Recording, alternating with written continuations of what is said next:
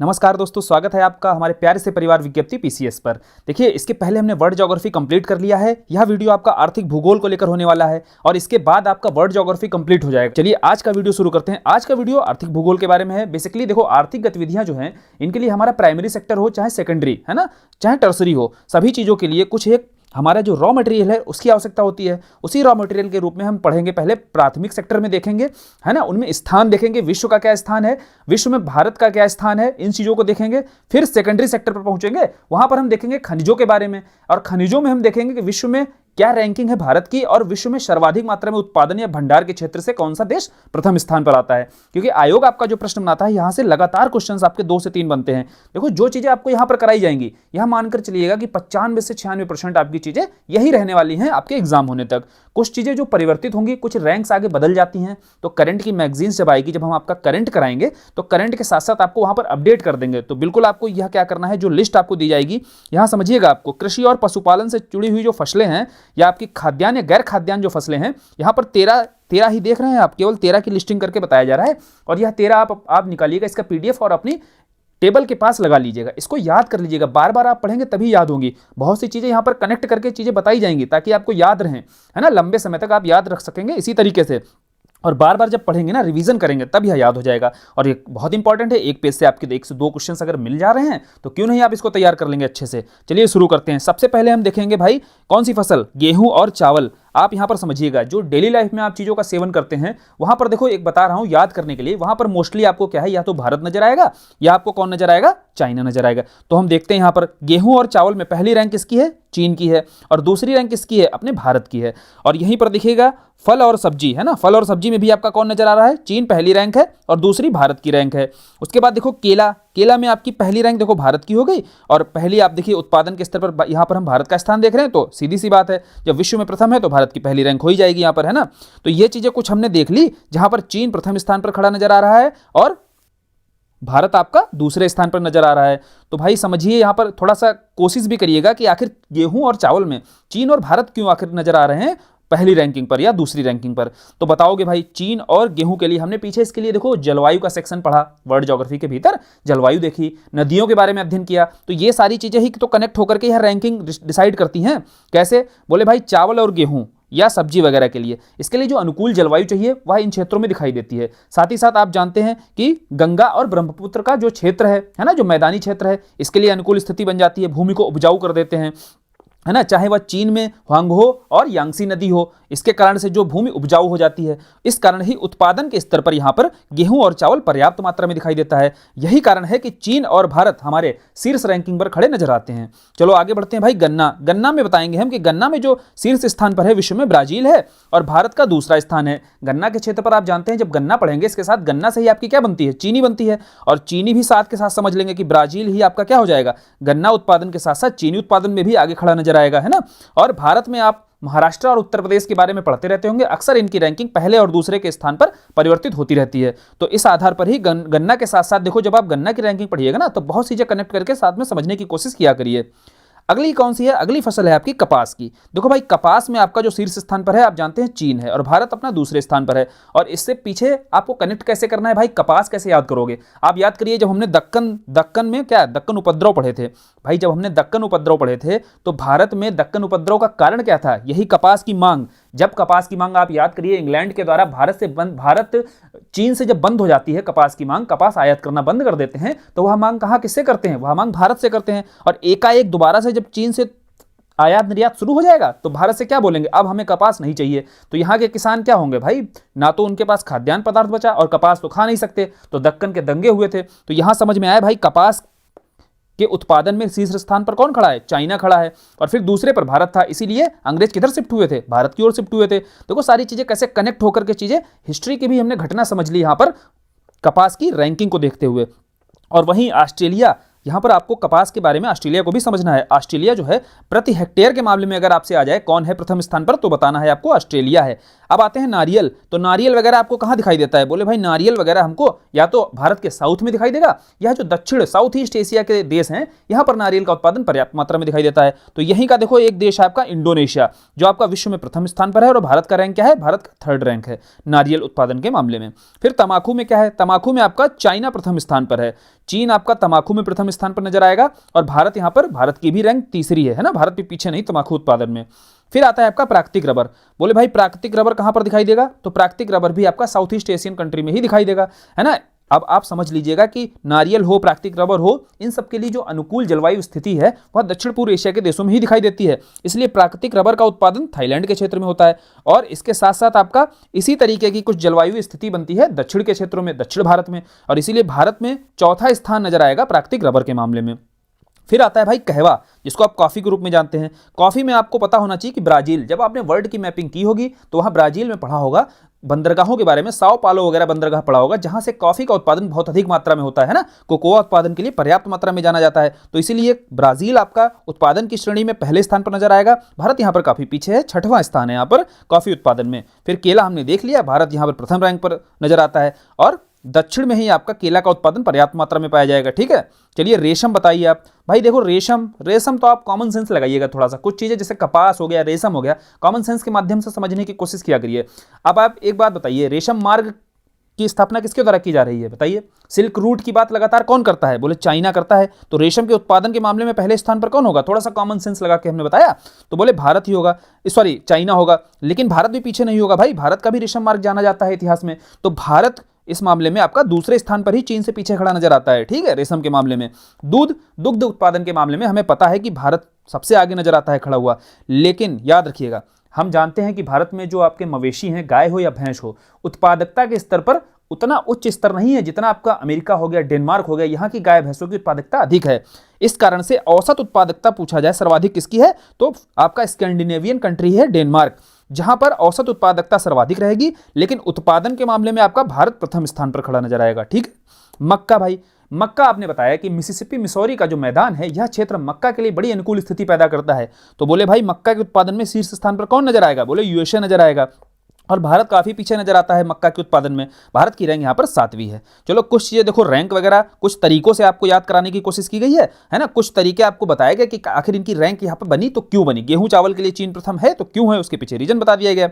कपास को लेकर, रेशम को लेकर के, मक्के को लेकर के, दूध को लेकर के, सारी चीजें देखो बताई गई, पीछे कारण समझाने की कोशिश की गई है कि आखिर यह रैंक जो डिसाइड हुई है यूं ही नहीं हो गई है। लेकिन साथ ही साथ आपको याद तो करनी ही पड़ेंगी, बहुत फैक्चुअल चीजें होती हैं ये, और फैक्चुअल चीजें अगर याद रखनी है आपको तो यह चीजें आपको निकाल लेनी है पीडीएफ इनकी, और पीडीएफ की हार्ड कॉपी निकलवानी है, और साथ ही साथ इस पेज को अपने टेबल के पास चिपका देना है और उसको बार बार रिवाइज करना है। कई बार रिवाइज करोगे तब यह एकदम टिप्स पर आपके याद हो जाएंगी चीजें। और वीडियो को बार बार देखिएगा ताकि यह चीजें जो आपको पीछे बैकग्राउंड में समझाई जा रही है ना, यही चीजें काम आती हैं जो आपके माइंड में परमानेंट ये चीजें सेट करती हैं, है ना। कुछ चीजें क्योंकि आप कॉमन सेंस के माध्यम से भी लगाने की कोशिश किया करिए। नहीं हमें रैंक याद आ रही भाई तो हम सोचेंगे, कुछ तो सोचेंगे, खाली थोड़ी बैठ जाएंगे वहां पर।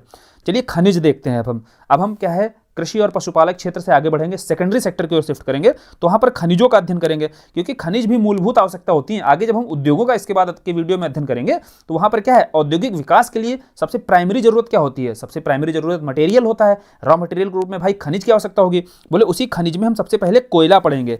कोयला आप जानते हैं भाई, अगर एनर्जी के लिए आज भी ताप विद्युत संयंत्र जो लगे हुए हैं उसमें सर्वाधिक मात्रा में हम विद्युत का उत्पादन कहां से कर रहे हैं, कोयला से कर रहे हैं। भले ही आज हम जीवाश्म ईंधन से अपने आप को शिफ्ट कर रहे हैं नवीकरणीय ऊर्जा की ओर, लेकिन अभी भी हम पर्याप्त मात्रा में किससे उत्पादित करते हैं, बोले जीवाश्म ईंधन से। और उसके लिए किसकी आवश्यकता होती है, कोयला की। औद्योगिक इकाइयों की स्थापना के लिए भाई किसकी आवश्यकता होती है, जितने लौह इस्पात संयंत्र लगे हुए वहां पर एनर्जी तो आपकी कोयला से ही बन रही है। चलिए भाई कोयला तो जानना बहुत जरूरी हो जाता है, फिर अध्ययन करना इसका। बोले कोयला आपका प्राप्त कहां से होता है, पहला प्रश्न तो आयोग ने यह बनाया।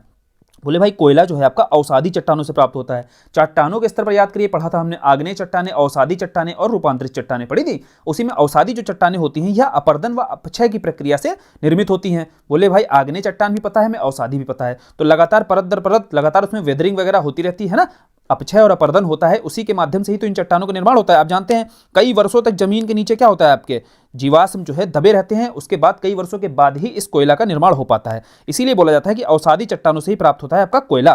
दूसरा प्रश्न बनाया जाता है कार्बन की मात्रा को लेकर। बताओ भाई कोयला आप जलाते हो तो क्या जलता है, बोले कार्बन जलता है। तो कार्बन की मात्रा जितनी ज्यादा होगी वह कोयला उतना ही बेहतरीन होगा। तो बोले भाई इस आधार पर ही कोयला को 4 भागों में बांटा गया, इसकी मात्रा के आधार पर।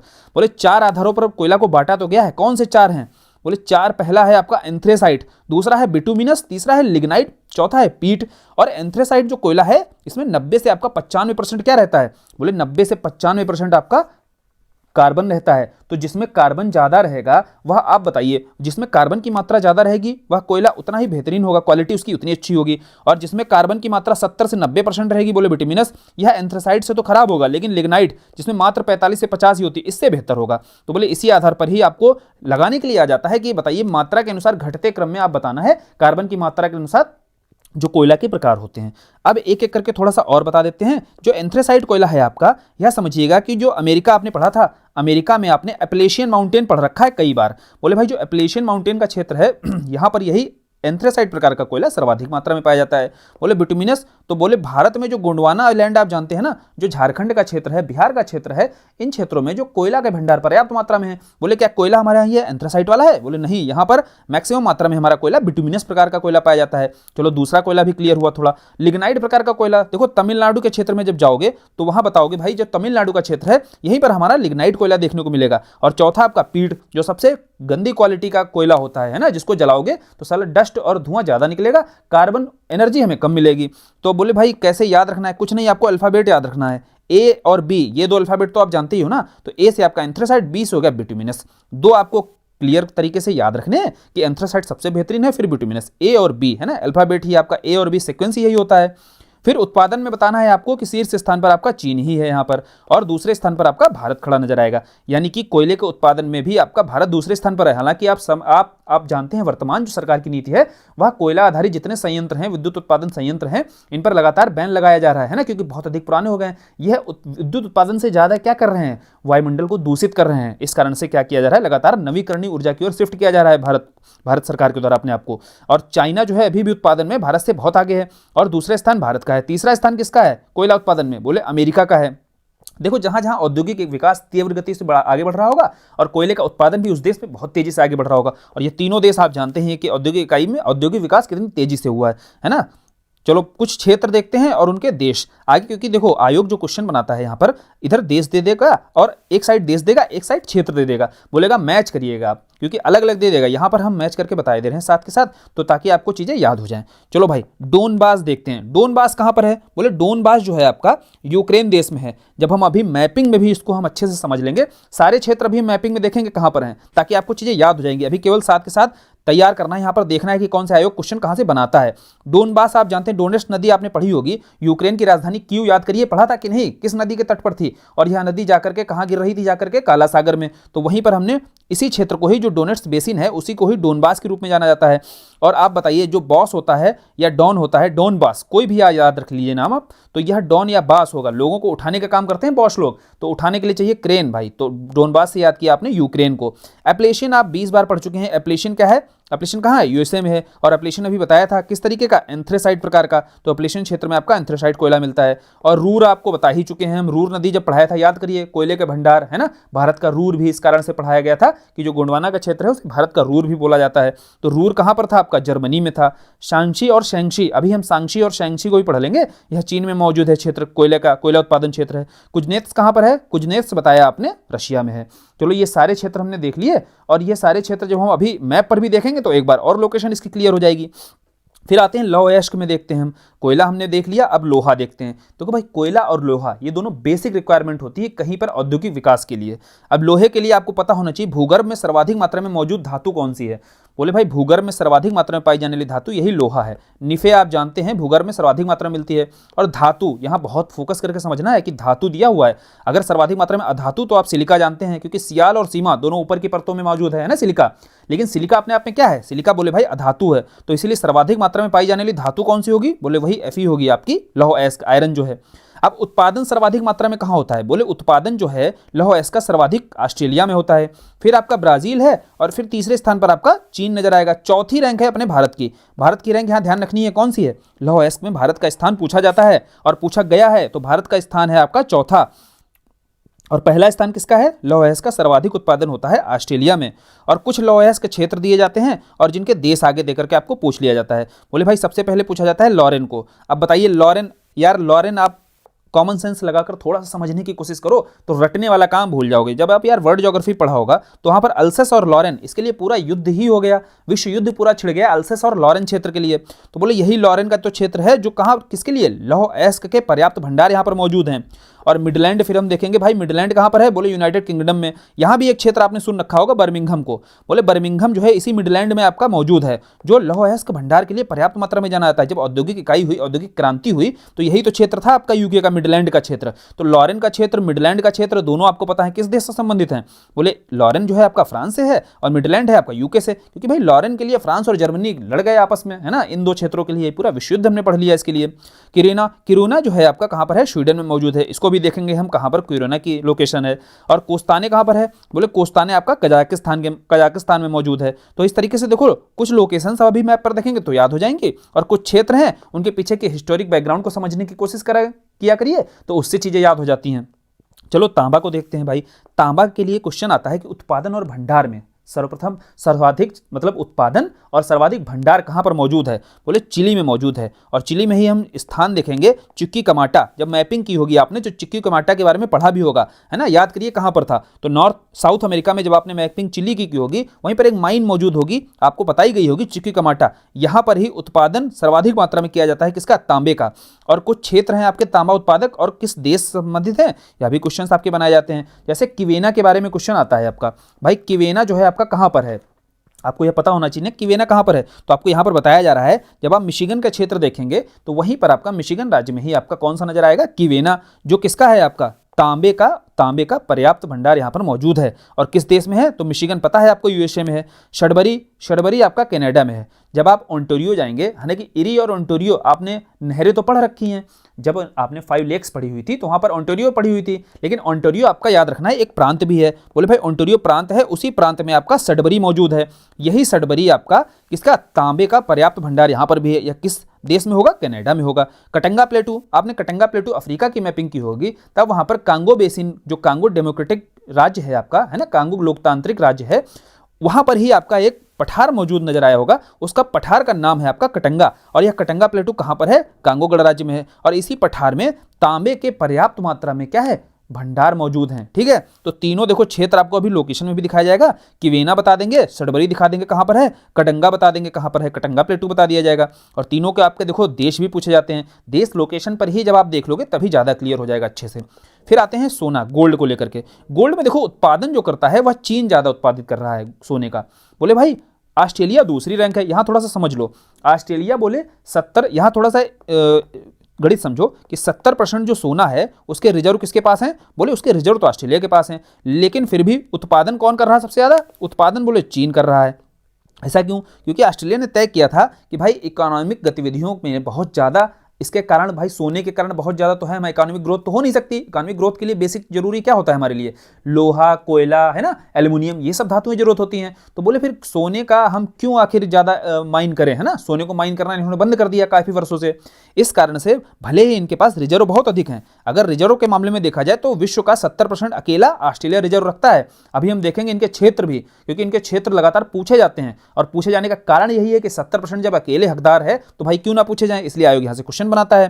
फिर देखो, लेकिन उत्पादन कौन कर रहा है, उत्पादन बोले चीन कर रहा है सबसे ज्यादा, और फिर ऑस्ट्रेलिया आपका है, और तीसरा स्थान किसका है, रूस का है। और भंडार किसके पास है, भंडार आपको बता दिया ऑस्ट्रेलिया के पास है। और दक्षिण अफ्रीका फिर दूसरा स्थान रखता है, दक्षिण अफ्रीका, यानी कि बचा खुचा भंडार दक्षिण अफ्रीका के पास नजर आएगा, है ना। सर्वाधिक भंडार आपका ऑस्ट्रेलिया के पास नजर आएगा, और फिर दूसरा स्थान है दक्षिण अफ्रीका का। वहां पर हम अभी देखेंगे स्थान कौन सा है दक्षिण अफ्रीका के भीतर, और जो प्रमुख क्षेत्र है किसका, रिजर्व रखता है किसका, गोल्ड का। और तीसरा स्थान रूस का ही नजर आता है। तो रूस अपना बैलेंस तरीके से प्रोडक्शन और रिजर्व दोनों में देखिए तीसरी रैंक ही रख रहा है रशिया।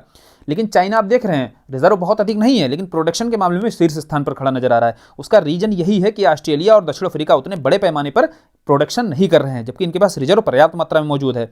और इसके क्षेत्र देख लेते हैं भाई, कालगुरली और कूलगार्डी दोनों अभी हम देखेंगे कि ऑस्ट्रेलिया में कहां पर मौजूद हैं, जहां पर 70% विश्व का रिजर्व मौजूद है किसका, गोल्ड का। और दूसरा स्थान किसका था, बोले दक्षिण अफ्रीका का था। उसी में ही दक्षिण अफ्रीका में देखेंगे जोहान्सबर्ग, और जोहान्सबर्ग में ही आपके क्या है, पर्याप्त मात्रा में सोने के रिजर्व मौजूद नजर आएंगे। फिर भाई सोना के बाद आ गए चांदी पे। चांदी कहां पहनी जा रही है आजकल, पैरों पे केवल, तो पैरों से याद किया आपने चांदी, पेरू।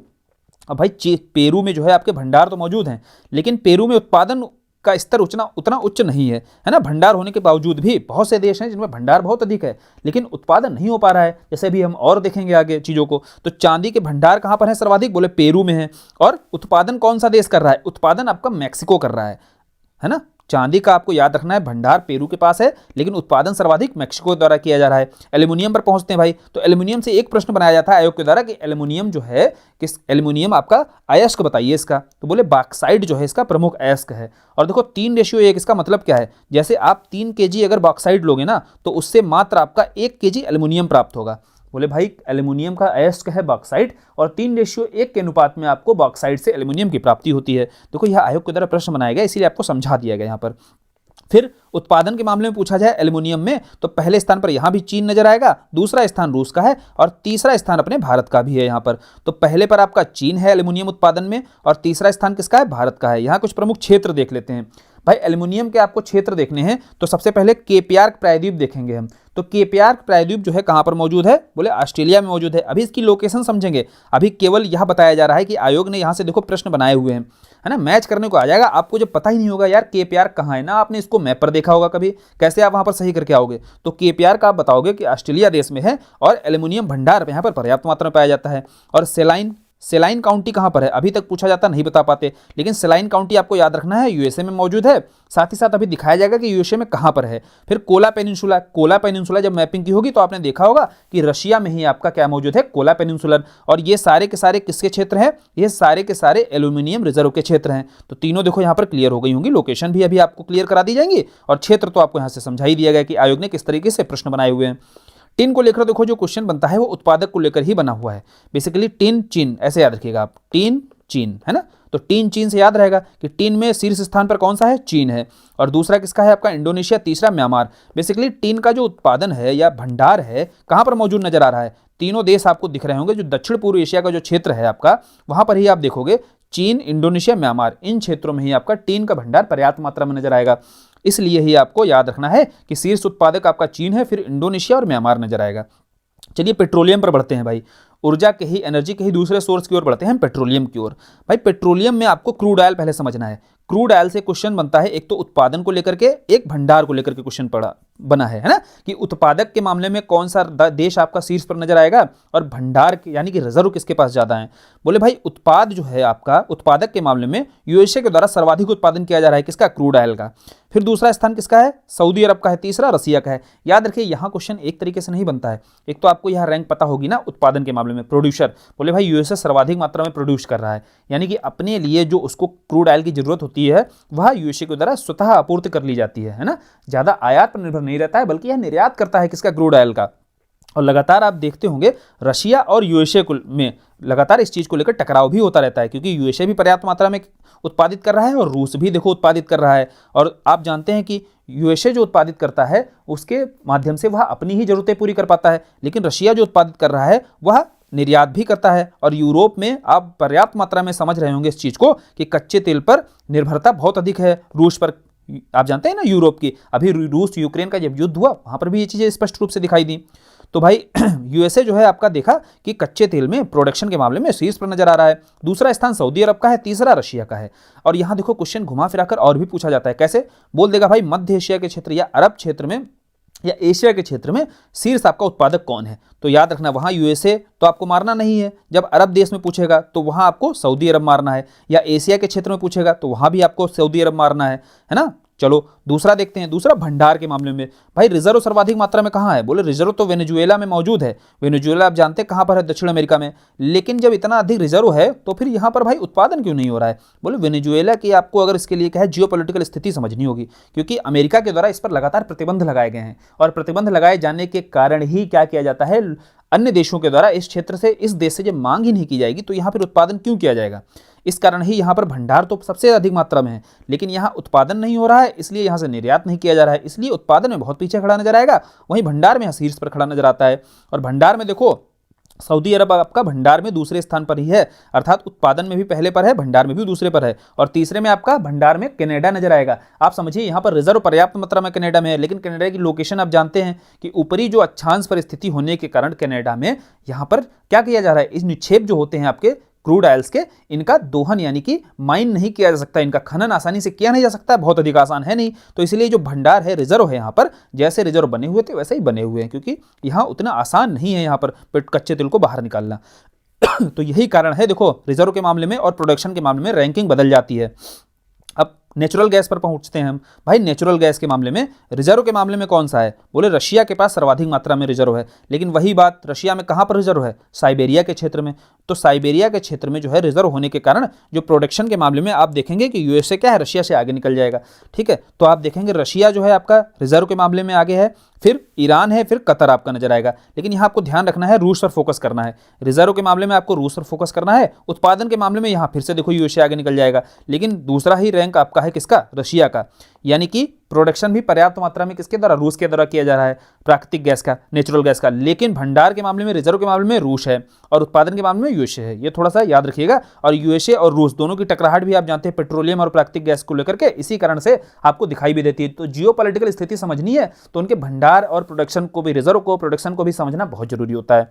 चलिए यूरेनियम फिर देखते हैं भाई। यूरेनियम आप जानते हैं कि ऊर्जा के लिए, ऊर्जा उत्पादन के लिए, एक तो आपने कोयला समझ लिया है ना, पेट्रोलियम वगैरह समझ लिया, फिर आप यूरेनियम वगैरह भी समझते हैं, यूरेनियम, थ्योरियम, इनको लेकर के भी आप बहुत अधिक जानते होंगे कि एनर्जी का जो उत्पादन है, प्रोडक्शन है, यहाँ से भी किया जा रहा है आपका, यूरेनियम से भी। तो भाई यूरेनियम के आपको पता होना चाहिए प्रोडक्शन कौन सा देश कर रहा है। तो यूरेनियम का जो प्रोडक्शन है आपका, कजाकिस्तान सर्वाधिक मात्रा में करता है। बोले भाई जब कजाकिस्तान आपका यूरेनियम का प्रोडक्शन सर्वाधिक मात्रा में कर रहा है तो इस आधार पर कजाकिस्तान आपके लिए बहुत इंपॉर्टेंट हो जाता है। भाई कजाकिस्तान के साथ संबंध बनाकर रखना भी बहुत जरूरी हो जाता है। तो जब आप पढ़ते होंगे, द्विपक्षीय संबंधों पर पढ़ते होंगे, तो कजाकिस्तान को लेकर जब भी अध्ययन करते होंगे तो वहाँ हमेशा यूरेनियम की बात की जाती है। तो क्यों की जाती है? क्योंकि भाई प्रोडक्शन सर्वाधिक मात्रा में यही कर रहा है, कजाकिस्तान ही कर रहा है। फिर आपका दूसरा स्थान कनाडा का आता है। जब तक कजाकिस्तान का आप समझिए रैंकिंग नहीं थी बेहतर, यानी कि कजाकिस्तान के पास प्रोडक्शन नहीं हो रहा था, तब तक कनाडा ही शीर्ष स्थान पर खड़ा नजर आ रहा था। इस कारण कनाडा को यूरेनियम सिटी भी बोला जाता था, है ना। तो कनाडा आपका दूसरे स्थान पर अभी है। और तीसरा स्थान किसका है यूरेनियम के मामले में? बोले ऑस्ट्रेलिया है। चलो भाई सारे हमने देखो देख लिए, सारे क्या किया हमने, खनिजों के बारे में अध्ययन कर लिया और खनिजों की हमने लोकेशंस, कुछ अब लोकेशन देख लेते हैं जो आपको शुरू से ही बताई गई थी कि कुछ लोकेशंस जो महत्वपूर्ण हैं, जो लगातार आपके एग्जाम में पूछी गई हैं, उनका देखो आपको मैप पर दिखाया जाएगा। और मैप पर दिखाने का उद्देश्य सीधा यही रहेगा ताकि आपको चीज़ें क्या हो सकें, आपको चीज़ें याद रह सकें, है ना। सबसे पहले हमने क्या देखा था? सबसे पहले हम कोयला के बारे में समझे थे। कोयला के बारे में हमने जब देखा था तो उसके कुछ क्षेत्र हमने देखे थे। भाई उसके क्षेत्र कौन से थे? बोले जो उसके क्षेत्रों का अध्ययन किया था हमने, वहां पर डोनबास देखा था। तो डोनबास कहां पर था? बोले डोनबास आपका नजर आया था, याद करिएगा कहां पर था। बोले डोनबास जो था यूक्रेन में मौजूद था। तो भाई रशिया जब हमने अध्ययन किया था तो यहीं पर आपको डोनबास नजर आएगा, है ना। डोनेट्स नदी जब आपकी कहाँ पर गिर रही थी जाकर के, डोनेट्स नदी ही आपकी किस में गिरती थी जाकर? काला सागर में। काला सागर में ही डोनेट्स बेसिन का जो क्षेत्र है यहीं पर आपका डोनबास नजर आएगा। तो डोनबास की लोकेशन क्लियर हुई। एप्लेशियन माउंटेन, आप देखो अमेरिका को बहुत अच्छे से पढ़ा होगा, याद करिएगा। अमेरिका में आपको एप्लेशियन माउंटेन दिखाई दिया होगा और एप्लेशियन माउंटेन में पर ही आपके कोयला के क्षेत्र नजर आए होंगे, कोयला के भंडार यहाँ पर पर्याप्त मात्रा में थे। फिर आपने कौन सा देश पढ़ा था?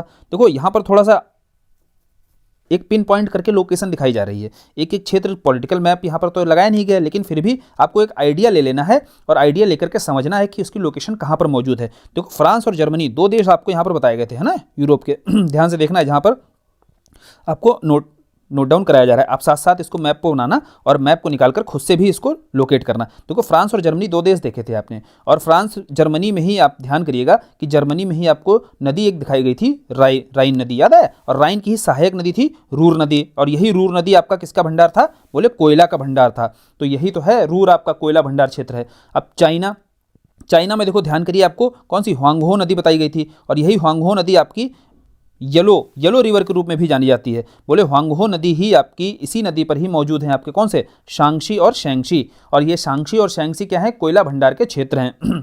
फिर कौन सा देखा था हमने? कुजनेत्स देखा था। कुजनेत्स जो है आपका कहाँ पर मौजूद है? बोले भाई रशिया कहाँ पर है? बोले यह पूरा क्षेत्र तो रशिया का ही है, और रशिया के ही आप साउथ वेस्ट में चले जाएंगे। साउथ वेस्ट यानी कि यहाँ जो क्षेत्र है, तो साउथ वेस्ट के ही क्षेत्र में आपका नजर आएगा कौन? कुजनेत्स। और कुजनेत्स किसका भंडार है? बोले कुजनेत्स कोयला का ही भंडार है। तो यह सारे क्षेत्र हमने कोयला के देख लिए, और यह कोयला के क्षेत्र देखो मैप पर हम पहले भी समझ चुके हैं, कुछ ऐसा नए तो थे नहीं समझने। अब आगे बढ़ते हैं। आगे हमने देखो लौह अयस्क पढ़ा हुआ था, है ना। लौह अयस्क में हमने कौन से क्षेत्र देखे? बोले लौह अयस्क में देखो हमने उत्पादन वगैरह के बारे में तो पढ़ लिया, फिर हमने क्षेत्रों के आधार पर जब अध्ययन किया तो सबसे पहले लॉरेन का क्षेत्र देखा था। बोले जो लॉरेन का क्षेत्र था, तो फ्रांस और जर्मनी का जो सीमा क्षेत्र था, तो वहीं पर आपका अल्सेस और लॉरेन का क्षेत्र नजर आएगा। यही आपका जानते हैं फ्रांस और जर्मनी का क्षेत्र है, तो यही सीमा पर आपका अल्सेस और लॉरेन, ये दोनों क्षेत्र किसके? लौह अयस्क के भंडार हैं यहाँ पर। फिर दूसरा मिडलैंड था। बोले भाई मिडलैंड कहाँ पर होगा? बोले आप यूके पहुँच जाइए, है ना। यूके के मध्य में आप जब जाओगे तो आप जैसे ब्रिटेन के मध्य में जाओगे तो वहीं पर आपका मिडलैंड नजर आएगा, और मिडलैंड में ही आपका बर्मिंघम नजर आएगा, और यही बर्मिंघम आपका किसके लिए था, बोले यही तो था आपका लौह अयस्क क्षेत्र। तीसरा हमने किरूना पढ़ा था, बोले भाई किरूना अगर देखना है तो कहाँ जाना है, बोले नॉर्वे देख लिया, स्वीडन देख लिया, फिनलैंड देख लिया, और फिनलैंड ये तीनों हमने स्कैंडिनेवियन कंट्री पहले ही देखे थे, और स्वीडन में ही आपका मौजूद है कौन सा स्वीडन के उत्तरी भाग में जाओगे तो किरूना नजर आएगा। आप इसको लोकेट कर लेना जब मैप पर खुद से करना, अभी तो मैं आपको बता रहा हूँ, साथ के साथ मैप पर भी लोकेट कर दे रहा हूँ, यह काम खुद से भी आपको करना है। तो किरूना आपको स्वीडन में नजर आएगा और लोकेशन बता दी गई आपको कहाँ पर मौजूद है। फिर चौथा कौन सा देखा था हमने, कोस्ताने देखा था। बोले भाई कोस्ताने कहाँ पर है, कोस्ताने आपका कजाकिस्तान में मौजूद है, और कजाकिस्तान आप देखिए मिडिल ईस्ट के क्षेत्र में जब आप जाओगे तो वहाँ पर ही आपको क्या नजर आ जाएगा, वहाँ आपको कोस्तानी नजर आ जाएगा, है ना। तो ये सारा अध्ययन तो हम कर ही चुके हैं। चलो आगे बढ़ते हैं। अब तांबा उत्पादक क्षेत्र जब हम देखेंगे तो वहाँ पर सबसे पहले हम देखेंगे, हमने देखा था किवेना। तो भाई किवेना कहाँ पर है, बोले जब हमने यहाँ पर ही नहरें पढ़ी हुई थी तो मिशिगन का क्षेत्र एक पढ़ा हुआ था, तो मिशिगन जो है यह आपकी इकलौती ऐसी नहर थी जो अमेरिका में थी, और इसी मिशिगन पे ही आपका किवेना मौजूद है, और किवेना जो है आपका तांबा का भंडार है, यहाँ पर तांबा का रिजर्व सर्वाधिक मात्रा में मौजूद है यहाँ पर, है ना। तो किवेना का संबंध किससे है, यह क्वेश्चन आपका बनाया जाता है। फिर आपका सडबरी, बोले एरी और ओंटारियो यहाँ पर पढ़ी हुई थी, और ह्यूरॉन भी पढ़ी थी भाई, लेकिन ओंटारियो हमने नहर तो पढ़ी थी, लेकिन ओंटारियो यहीं पर आप याद रखिएगा, यही ओंटारियो प्रांत है किसका, कनाडा का, और इसी ओंटारियो में ही आपका मौजूद है क्या, सडबरी। तो बोले भाई सडबरी कहाँ पर है, इस ओंटारियो प्रांत पर, और याद रखिएगा यह ह्यूरॉन जो आपने नहर पढ़ी थी इसके उत्तर में ही मौजूद नजर आएगा सडबरी, और सडबरी ही आपका तांबा के लिए पर्याप्त मात्रा में यहाँ रिजर्व मौजूद नजर आते हैं। अब कटंगा प्लेटू कहाँ है भाई, कटंगा हमने बोला कि यहाँ कांगो हमने गणराज्य पढ़ा था, और कांगो गणराज्य में ही आपका यहाँ पर नजर आएगा कटंगा प्लेटू, और यह कटंगा प्लेटू भी तांबा के रिजर्व के पर्याप्त मात्रा में रिसोर्सेस रखता है, और यही कटंगा आपको कांगो गणराज्य मौजूद है, साथ ही तांबा के रिजर्व यहाँ पर पर्याप्त मात्रा में है। तो ये देखो ये सारी चीजें क्लियर हो गई होंगी तांबा को लेकर के, क्योंकि तांबा रिजर्व के क्षेत्र पूछे जाते हैं, और सारे क्षेत्र कहाँ पर हैं मैप पर बता दिया गया, और मैप पर आपको इसलिए बताया जा रहा है ताकि आप जब इनको करिएगा तो इसी तरीके से भरिएगा। फिर हमने क्या किया था, फिर हमने देखो सोना के देखे थे, सोना के प्रमुख क्षेत्र कौन से थे, बोले सोना के दो प्रमुख क्षेत्र तो देखे थे हमने, क्योंकि 70% आपका रिजर्व कहाँ पर है, ऑस्ट्रेलिया में है, लेकिन केवल ऑस्ट्रेलिया में आपको बताना नहीं है, आपको बताना है ऑस्ट्रेलिया में कहाँ पर है। तो ऑस्ट्रेलिया में हमने प्रांत पढ़े थे वेस्टर्न ऑस्ट्रेलिया का क्षेत्र, और वेस्टर्न ऑस्ट्रेलिया में ही यह जो देखो आपको लोकेट किया जा रहा है ना, यहीं पर आपकी माइंस मौजूद है कौन सी, कालगुरली और कूलगार्डी, दोनों देखो ये माइंस है 70% ये रिजर्व रखती हैं, इकलौता जब 70% रिजर्व रखती है, इसलिए आयोग यहाँ से क्वेश्चन बनाता है। कहाँ पर है आपका, वेस्टर्न ऑस्ट्रेलिया में, जो वेस्टर्न टेरिटरी क्षेत्र है ना, तो यहीं पर ही आपकी कालगुरली और कूलगार्डी दो माइंस हैं आपकी जो सोने के पर्याप्त मात्रा में रिजर्व रखती हैं। दूसरा भाग कौन सा था, बोले दक्षिण अफ्रीका आ जाओ, और यहीं पर जोहान्सबर्ग दिखाई देगा, और यही जोहान्सबर्ग जो है यह क्षेत्र भी किसके लिए है, सोने के भंडार के लिए जाना जाता है, साथ ही साथ डायमंड के लिए भी जाना जाता है। आपने यह मैपिंग जब की होगी तो वहाँ से अच्छे से पढ़ा होगा इसको। चलो फिर आगे कौन सा देखा हमने, सोना के बाद कौन सा था जहाँ से हमें करना है क्वेश्चंस, फिर देखो एल्युमिनियम हम पहुंचे थे, है ना। अब चांदी में देखो हमने पेरू बताया था कि भंडार है, पेरू आपको देश तो पता ही है यार, पेरू कहाँ पर है ना, पेरू आपको पता है कहाँ पर है, कई बार आप पढ़ चुके हैं। और उत्पादन कहाँ पर, मैक्सिको भी देश आपको पता है, पेरू भी पता है, यह सब तो बताने की जरूरत है नहीं। चांदी के मामले में आप खुद ही कर लोगे इतनी तो मैपिंग खुद से। एल्युमिनियम के मामले में हम क्षेत्र हमने कुछ देखे थे, अब वह क्षेत्र कौन से थे, थोड़े से नए हो सकते हैं आपके लिए, आ जाओ इस पर समझते हैं मैप पर कहाँ पर हैं वो मौजूद हैं। तो सबसे पहले हमने क्षेत्र कौन सा देखा था, हमने देखा था केप यार्क प्रायद्वीप। बोले भाई केप यार्क प्रायद्वीप कहाँ पर है, तो केप यार्क प्रायद्वीप, पहले तो हमें देश पता होना चाहिए, बोले हमें ऑस्ट्रेलिया में मौजूद है केप यार्क प्रायद्वीप। और केप यार्क किसके लिए था, यहाँ पर रिजर्व किसके हैं, बोले एल्युमिनियम के हैं। तो केप यार्क के एल्युमिनियम रिजर्व तो हैं, लेकिन है कहाँ पर यह पेनिनसुला, तो ऑस्ट्रेलिया में कहीं पेनिनसुला दिख रहा है, बोले हाँ दिख रहा है मुझे। तो यह जो पेनिनसुला मौजूद है, यहाँ ध्यान से देखिए जो सर्किल बनाया जा रहा है, यह पेनिनसुला ही जाना जाता है केप यार्क पेनिनसुला के रूप में। बोले भाई यह केप यार्क पेनिनसुला है, यहीं पर आपका एल्युमिनियम के रिजर्व मिलेंगे। गोल्ड के रिजर्व देख लिए हमने ऑस्ट्रेलिया में, और एल्युमिनियम के रिजर्व देख लिए, और क्वेश्चंस देखो यहाँ से बनाए गए हैं, इसलिए देखना जरूरी है हमें। फिर दूसरा कौन सा, दूसरा हमने सेलाइन काउंटी पढ़ा था। सेलाइन काउंटी कहाँ पर था, बोले देखो अमेरिका के हमें पता है कि 50 राज्य हैं, इसी के मध्य में ही एक राज्य है आपका अरकानसस। यहाँ ध्यान दीजिएगा, साउथ में थोड़ा सा, तो साउथ में ही आप ध्यान से देखोगे अरकानसस आपको नजर आएगा, कौन सा प्रांत, तो अरकानसस प्रांत का ही एक क्षेत्र है जिसे सेलाइन काउंटी के रूप में जाना जाता है। ठीक है, आप समझिए, आपके लिए अननोन नहीं रह गया, क्योंकि आपको बताया गया कि अमेरिका के जो 50 राज्य हैं उन्हीं में से एक राज्य है आपका कौन सा, अरकानसस। उसकी लोकेशन साउथ में आप जाओगे तो आपको क्लियर तरीके से वहां पर दिखाई देगा अरकानसस, और इसको आप फिल कर लीजिएगा। अरकानसस में ही आपका सेलाइन काउंटी नजर आएगा, सेलाइन काउंटी ही आपका एल्यूमिनियम के भंडार पर्याप्त मात्रा में रखता है। फिर तीसरा हमने देखा था कोला पेनिनसुला। बोले भाई कोला पेनिनसुला पढ़ा तो था लेकिन ध्यान नहीं आ रहा है कहाँ पर था। तो अभी चलते हैं मैप पर, देखते हैं कोला पेनिनसुला कहाँ पर है, अभी क्लियर हो जाएगा। बोले भाई जब हमने नॉर्वे और ये सारी चीज़ें पढ़ी हुई थी, स्कैंडिनेवियन कंट्री पहले हमने पढ़े क्योंकि इनसे परिचित तो आप होते ही हो, और इसके ही ईस्ट में आपका रशिया है। बोले भाई जब हमने ये सारे स्कैंडिनेवियन कंट्री पढ़े थे तो यहीं पर आपका ईस्ट थोड़ा बढ़ोगे आप तो यहीं आपका मौजूद हो जाएगा, कौन सा नजर आएगा, तो यहाँ ही आपका एक पेनिनसुला दिखाई देगा, एक प्रायद्वीप दिखाई देगा रूस का। और यह रूस का आप जानते हैं यूरोपीय क्षेत्र है ना, क्लियर तरीके से आपको पता है। तो यहाँ जो पेनिनसुला एक दिखाई दे रहा है आपका स्कैंडिनेवियन के ईस्ट में आप जाओगे तो रूस का पेनिनसुला है, उसे कोला ही प्रायद्वीप के रूप में जाना जाता है। यही कोला प्रायद्वीप है जो आपके एल्युमिनियम के रिजर्व रखता है, ठीक है। तो अब कोला प्रायद्वीप आपको ध्यान रखना है, स्कैंडिनेवियन से याद रखना है कि स्कैंडिनेवियन के थोड़ा सा ईस्ट में जाएंगे और रशिया का यह वेस्टर्न भाग है एकदम, ठीक है। तो वेस्टर्न साथ के साथ नॉर्दर्न भी है। तो भाई यह क्षेत्र जो आपका रहेगा यह कोला पेनिनसुला रहेगा, और कोला पेनिनसुला में क्या है आपका एल्युमिनियम के भंडार हैं। चलो ये हमने सारे प्रमुख क्षेत्र देख लिए और मैप पर भी समझ लिया इनको। और पेट्रोलियम के देखो आपको बताने की जरूरत तो है नहीं कि देश कहाँ पर है, यूएसए कहाँ है, सऊदी अरब कहाँ पर है, तो वहाँ तो क्लियर है आपको पहले से ही। साथ ही साथ प्राकृतिक गैस भी आपको देश तो बताने की जरूरत है नहीं यार, देश तो आप खुद ही जानते हैं, इतनी बार आपको मैपिंग करा दी गई, पॉलिटिकल मैप्स में दिखा दिया गया कि देश तो आपको एकदम रट गए होंगे। और कुछ ऐसे क्षेत्र थे जिनसे आयोग लगातार आपके क्वेश्चन बनाता है, तो वह क्षेत्र देखो आपको सारे मैप पर बता दिए गए। और यह मैप पर केवल हमारे द्वारा बताए गए हैं, इन्हीं सबको आपको क्या करना है, खुद से भी मैप पर भरना है। अभी क्या है, पॉलिटिकल हटा करके सीधा सीधा आपको, क्योंकि लोकेशंस तो अब तो क्लियर हो गई होंगी कि फ्रांस और जर्मनी, ऐसा तो नहीं फ्रांस आप बता दोगे भाई यहाँ पर है, ऐसा तो कुछ बताओगे नहीं। फ्रांस जर्मनी कहाँ पर है, कहाँ मैक्सिको है, कहाँ चिली है, पेरू है, ये सारे कंट्रीज तो आपको याद ही हो गए होंगे ना, अब इतनी बार बताया गया है। तो इसी कारण से यह मैप लगाकर आपको चीज़ों को इंगित कर दिया गया इस तरीके से कि यहाँ पर मौजूद है। अब भरना आपको खुद से है, मैप पर भरना इसलिए है आपको खुद से क्योंकि भरोगे जब खुद से ना तभी आपको याद होंगी चीज़ें, तैयार हो जाएंगी अच्छे से चीज़ें। क्योंकि मैं बता दूंगा, स्पून फीडिंग कर दूंगा तो आपको चीज़ें याद नहीं होंगी, वो मुझे याद हो जाएंगी केवल। तो इसीलिए आप बढ़िया से इसको तैयार करिएगा जैसे बताया गया है। आप इसकी पीडीएफ निकालिए और उसको खुद से भरिएगा साथ के साथ, है ना, तो आपको बढ़िया से तैयार हो जाएंगे। पहले यह जानना जरूरी है ना कि उद्योगों से संबंधित आयोग क्वेश्चन कैसे पूछता है। तो भाई देखिए, उद्योगों से जो क्वेश्चन पूछने का तरीका है आयोग का, दो तरीके से है।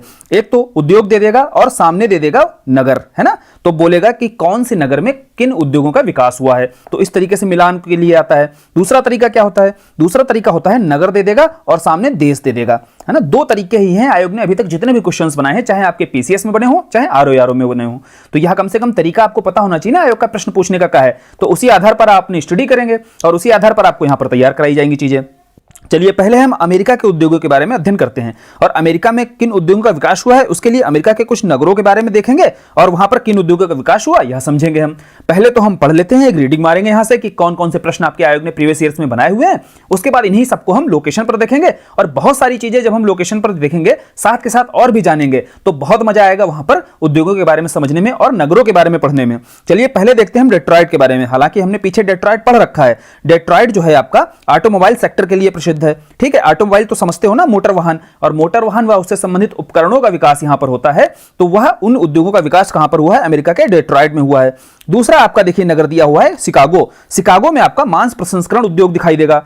साथ ही साथ देखिए लॉस एंजलिस दिया हुआ है ना, जो लॉस एंजलिस क्षेत्र है अमेरिका का, वहां पर एयरक्राफ्ट व फिल्म आप समझ रहे हैं ना, जो आज के समय आप हॉलीवुड वगैरह देखते हैं, उसका विकास कहां पर दिखाई देता है, वह लॉस एंजलिस में ही आपका दिखाई देगा। ह्यूस्टन क्या है, ह्यूस्टन में देखो आपका तेल और प्राकृतिक गैस, है ना, तेल और प्राकृतिक गैस के उद्योग या भंडार कहां दिखाई देंगे, आपके ह्यूस्टन में दिखाई देंगे। सैन फ्रांसिस्को भी सुना होगा आपने, तो यहां पर आपका कंप्यूटर व जलपोत का, जैसे ही जलपोत आता है आप समझ जाएंगे, थोड़ा कॉमन सेंस लगाएंगे कि कोई ना कोई यह बंदरगाह शहर ही होगा अमेरिका का। तो सैन फ्रांसिस्को भी हम देखेंगे मैप पर, जब हम देखेंगे तो बहुत अच्छे से क्लियर होगा। अभी आप ये मत सोचिएगा कि यार आप पढ़ रहे हैं चीजें कैसे आपके दिमाग में कैसे सेट होंगी, तो जब मैप पर कराई जाएंगी तो बहुत अच्छे से सेट होंगी। पहले आप सुन लीजिएगा खाली ध्यान से। फिर आता है आपका पिट्सबर्ग। देखो पिट्सबर्ग जो है आपका अमेरिका का, वह लौह इस्पात उद्योग के लिए है। चलिए ये सारे देखिए नगर हैं, इनसे आपके प्रश्न आयोग के द्वारा बनाए गए हैं, वह आपको नोट डाउन करा दिए गए हैं और मैप पर अभी इनकी लोकेशन से अच्छे से समझ लेंगे। फिर रशिया में देखते हैं हम। रशिया में देखो एक तो रूस की कैपिटल मॉस्को, मॉस्को में आपका धातु रसायन और मशीनरी उद्योगों का विकास हुआ है। साथ ही एक क्षेत्र है रूस में ही आपका चेलियाबिंस्क, चेलियाबिंस्क में धातु और सैन्य मशीनरी उद्योगों का विकास दिखाई देता है। फिर देखिए तीसरे नंबर पर हम समझेंगे कनाडा के बारे में। कनाडा में कुछ नगर हैं जहां पर उद्योगों के बारे में लगातार आयोग से प्रश्न बनाए गए हैं। कैसे, जैसे देखिए मॉन्ट्रियल के बारे में। हालांकि जब मैपिंग की है हमने तो वहां पर सभी के बारे में सुना हुआ है, समझा हुआ भी है, लेकिन यहां पर क्या है, उद्योगों के बारे में स्पेसिफिक रूप से जो क्वेश्चंस बनाए जाते हैं वो आपके जैसे मॉन्ट्रियल दे देगा, क्यूबेक दे देगा, हो सकता है कनाडा के ही 4 शहर दे दे, नगर दे दे, और सामने उद्योगों के बारे में दे दे और मैच करने के लिए बोल दे। तो भाई मॉन्ट्रियल आपको बताना है कि जलपोत और एयरक्राफ्ट के लिए है, ठीक है। और क्यूबेक में आपका मशीन इंजीनियरिंग और जलपोत निर्माण का आपका यहां पर भी विकास हुआ है। हैमिल्टन भाई कनाडा का ही नगर है आपका हैमिल्टन। हैमिल्टन में क्या है आपका लौह इस्पात उद्योग दिखाई देता है। और टोरंटो और ओंटारियो दोनों ही आपने पढ़े हुए हैं। टोरंटो आपने पढ़ा होगा जब ओंटारियो प्रांत के बारे में पढ़ा था, या आपने 5 लेक्स पढ़ी थी तो वहां टोरंटो के बारे में समझा था। तो टोरंटो में ही आपका ऑटोमोबाइल सेक्टर दिखाई देता है। बेसिकली आप यहां पर समझिए ऑटोमोबाइल सेक्टर का पीछे हमने पढ़ा अमेरिका में डेट्रॉइट, ठीक है। अब जैसे डेट्रॉइट जो है आपका, यह जानिएगा कि बहुत विश्व प्रसिद्ध लेवल जो स्तर है वहां पर दिखाई देगा किसका, मोटर वाहनों के निर्माण का। तो बेसिकली जहां भी और अन्य देशों में आपको ऑटोमोबाइल सेक्टर दिखाई देगा ना, ऑटोमोबाइल उद्योगों का विकास दिखाई देगा, तो उस नगर को, उस जगह का डेट्रॉइट बोला जाएगा। जैसे टोरंटो को कनाडा का डेट्रॉइट बोला जाता है, ठीक है। जैसे मैनचेस्टर आप अभी पढ़ोगे तो मैनचेस्टर जैसे ब्रिटेन में है आपका, लेकिन मैनचेस्टर आपका वस्त्र उद्योगों के लिए है। तो वहीं आप देखेंगे विश्व के कहीं पर भी वस्त्र उद्योग अगर विकसित रूप में दिखाई देंगे तो वह क्षेत्र उस जगह का मैनचेस्टर बोला जाता है। जैसे कानपुर आप जानते हो उत्तर भारत का क्या बोला जाता है, मैनचेस्टर बोला जाता है। तो इसी आधार पर देखो नामकरण भी किए जाते हैं। तो टोरंटो आप बताओगे ऑटोमोबाइल उद्योग का विकास होता है यहां पर, और इसको क्या बोलते हैं, कनाडा का क्या बोलेंगे, डेट्रॉइट बोलेंगे। ओंटारियो क्या है, ओंटारियो में कागज उद्योग का विकास होगा। अभी सबकी हम लोकेशन समझेंगे, केवल आपको ध्यान से सुनना है, बढ़िया से समझना है। यहां पर ये देखना है कि आयोग आखिर प्रश्न कहां से बना रहा है। इन्हीं गिने चुने जो नगर है ना, इन्हीं नगरों के बारे में पूछता है वह, और सामने उद्योगों के बारे में पूछेगा किन उद्योगों का विकास हुआ है। कारण भी समझेंगे भाई, बहुत सी चीजें हैं जिनके पीछे आपको रीजन समझना जरूरी होता है कि आखिर इन उद्योगों का विकास इस क्षेत्र में ही क्यों हो रहा है। जैसे ब्रिटेन में हम देखेंगे मैनचेस्टर, आपको बताया ना अभी मैनचेस्टर के बारे में, यहां सूती वस्त्र उद्योगों का विकास हुआ। लिवरपूल हम देखेंगे भाई जलपोत निर्माण का ही विकास यहां पर क्यों हो रहा है, क्योंकि हम देखेंगे लिवरपूल जो है आपका कैसे बंदरगाह एक शहर है, और बंदरगाह शहर होने के नाते ही यहां पर जलपोत निर्माण दिखाई देगा। लंदन आप समझेंगे भाई, ब्रिटेन की जो राजधानी लंदन है, यहां पर आपका इंजीनियरिंग उद्योग दिखाई देगा, वह परिवहन का भी विकास यहां पर दिखाई देता है। जर्मनी समझेंगे भाई, जर्मनी में भी तीनों क्षेत्र हम देखेंगे, चाहे एसन हो, फ्रैंकफर्ट हो और स्टटगार्ट हो। तो वहां पर हम समझेंगे कि एसन में आपका लौह इस्पात उद्योग दिखाई देता है, और फ्रैंकफर्ट देखेंगे भाई, फ्रैंकफर्ट में आपका इंजीनियरिंग और परिवहन का विकास दिखाई देगा।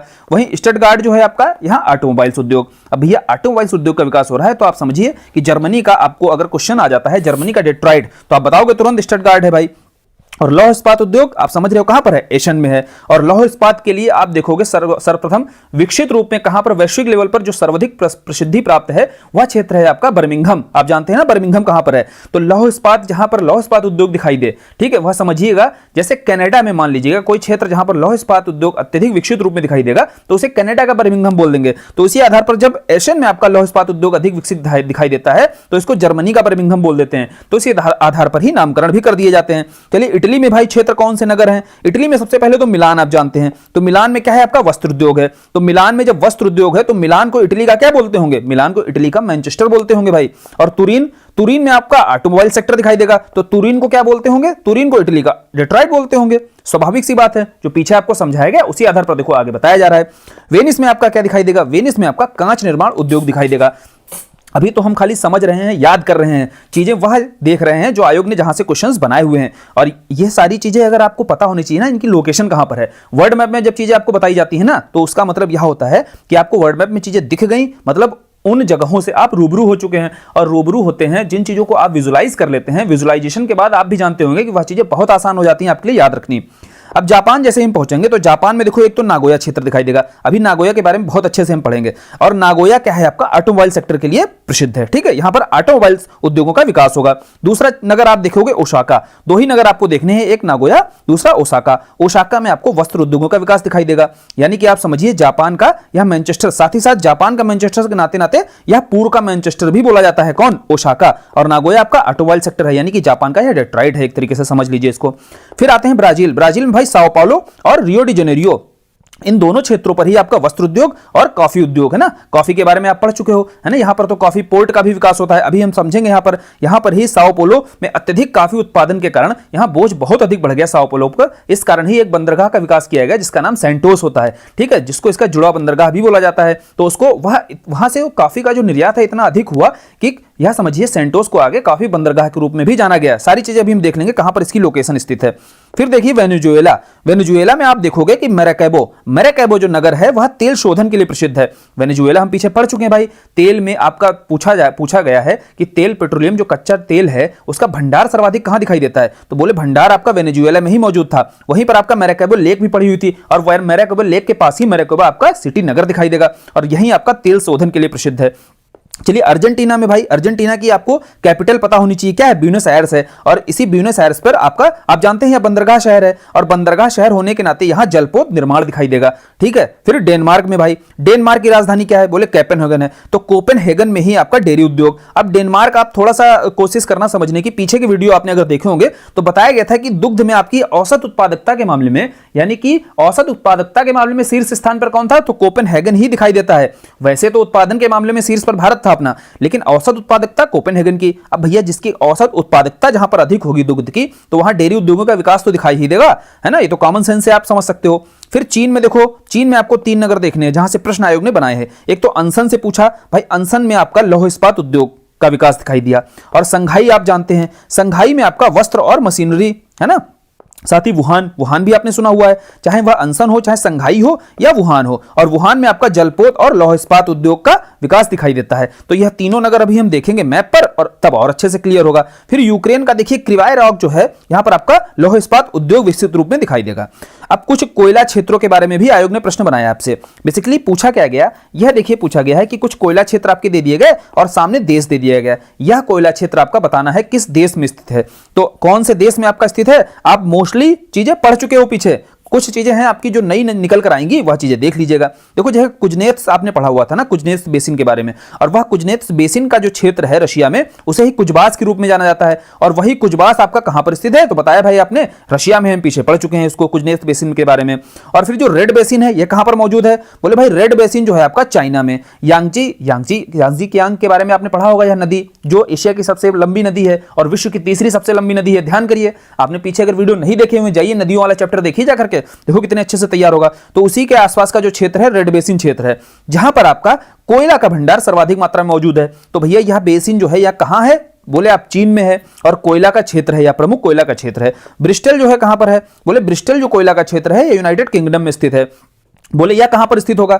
यार एक बात बताइए, अभी मैप में हम देख लेंगे और अच्छे से। तो ब्रिस्टल आपका क्षेत्र जो है, आप समझिए यूनाइटेड किंगडम में ही क्षेत्र, आपने बर्मिंघम पढ़ा हुआ था। बर्मिंघम में आपका लौह इस्पात उद्योगों का विकास होता है, तो बगल में कहीं ना कहीं तो कोयला का क्षेत्र मौजूद होगा। तो यही ब्रिस्टल का ही क्षेत्र है जो कोयला का प्रमुख क्षेत्र है, यूनाइटेड किंगडम में नजर आएगा। और न्यू साउथ वेल्स भाई, न्यू साउथ वेल्स आप जानते हैं ऑस्ट्रेलिया का एक प्रांत है ना? और न्यू साउथ वेल्स भी आपका कोयला का रिजर्व रखता है, और यह कहां है? आपका ऑस्ट्रेलिया में स्थित है। रूर आप कई बार पढ़ चुके हैं भाई, रूर सर्वाधिक, विश्व में सर्वाधिक भंडार अगर आप पूछा जाए तो आपका रूर प्रदेश में ही दिखाई देता है। जो राइन की आपने पढ़ी हुई थी, सहायक नदी थी रूर, वह क्षेत्र ही आपका कहां मौजूद था? जर्मनी में। और पेनिनसिल्वानिया, पेनिनसिल्वानिया भी आपने देख लिया कि यह भी अमेरिका में स्थित है। और याद करिए, जब एंथ्रेसाइट कोयला प्रकार बताया था तो बोला गया था कि एंथ्रेसाइट प्रकार का कोयला अमेरिका में स्थित है, और यह अमेरिका में भी कहां पर स्थित है? तो आप बताओगे पेनिनसिल्वानिया के क्षेत्र में स्थित है। चलिए ये सारी चीजें हमने देख ली। फिर एक क्वेश्चन बनाया गया आयोग के द्वारा कि फूट लूज इंडस्ट्रीज क्या होती हैं। तो आप बताओगे भाई फूट लूज इंडस्ट्रीज वह होती हैं जब आप, ऐसी इंडस्ट्रीज होती हैं जिनका परिवहन और संसाधनों से प्रभावित होने हुए बिना इनको किसी भी स्थान पर स्थापित किया जा सके। जैसे एक बात बताइए, आप मान लीजिए लौह इस्पात उद्योग है, तो लौह इस्पात उद्योग आप जानते हैं, इन उद्योगों का विकास वहीं पर होता है जहां पर रॉ मटेरियल के रूप में आपको लोहा मौजूद हो। ठीक है, लोहा एक भारी पदार्थ होता है, और भारी पदार्थ को यहां से कहीं एक स्थान से दूसरे स्थान तक ले जाना, परिवहन के रूप में इस्तेमाल करना आसान तो होता नहीं है, बहुत कठिन होता है भाई। जब ये टफ हो जाएगा तो परिवहन लागत बढ़ जाएगी। इसलिए कोशिश की जाती है, जितनी भी इंडस्ट्रीज लगी होंगी आप देखोगे जहां पर आपका लोहा हो रहा होगा वहीं पर उन उद्योगों को विकसित किया जाएगा। तो इन उद्योगों को आपको फूट लूज इंडस्ट्रीज नहीं बोलते हैं। फूट लूज इंडस्ट्रीज वे होती हैं कि उनको कहीं पर भी आपको रॉ मटेरियल मौजूद हो और उन्हें कहीं भी विकसित किया जा सके, यानी कि परिवहन और संसाधनों से वह प्रभावित नहीं होती हैं। तो इस तरीके की इंडस्ट्री ही कहलाती हैं। जैसे आप जानते हो हीरा है ना, कंप्यूटर जो चिप आपकी उद्योग है, या कोई भी इलेक्ट्रॉनिक्स उद्योग है, ये सारी आपकी फूट लूज इंडस्ट्रीज कहलाती हैं। ठीक है, चलिए भाई हमने सारी इंडस्ट्रीज देख ली और सारे नगर देख लिए, उन नगरों में किन उद्योगों का विकास हुआ है वह समझ लिया। अब आती है असली बारी, है ना। चीजें आपको जो याद होंगी वह अब इस मेथड से ही याद होंगी जो आपको अब कराया जाएगा। चलो एक एक करके भाई समझते हैं सारी चीजों को। सबसे पहले हमने क्या देखा था? सबसे पहले हमने अमेरिका के उद्योग देखे थे और वहां पर किन नगरों में वो उद्योग दिखाई देते हैं, यह सारी चीजें देखी थी। तो पहला था आपका डेट्रॉइट। बोले भाई चलो डेट्रॉइट पहुंचते हैं, अमेरिका पहले पहुंचा जाए। तो अमेरिका हम पहुंच गए, नॉर्थ अमेरिका। नॉर्थ अमेरिका में हमने जूम किया तो अमेरिका पर आ गए। अब डेट्रॉइट कहां पर है? बोले डेट्रॉइट देखो आपने 5 लेक्स पढ़ी थी। बोले हाँ, सुपीरियर, फिर आपका कौन सा था? फिर आपका था ह्यूरॉन, और नीचे आपका यह मिशिगन दिखाई दे रहा है। फिर आगे इरी दिखाई देगा और आपका ओंटारियो। यह 5 लेक्स आपको याद होनी चाहिए, जुबान पर रटी होनी चाहिए, है ना। यहीं पर आप बताओगे जो इरी आपका दिख रहा है, इरी के ही तट पर मौजूद है कौन सा? तो आपको बताना है कि इरी के तट पर ही नजर आएगा डेट्रॉइट।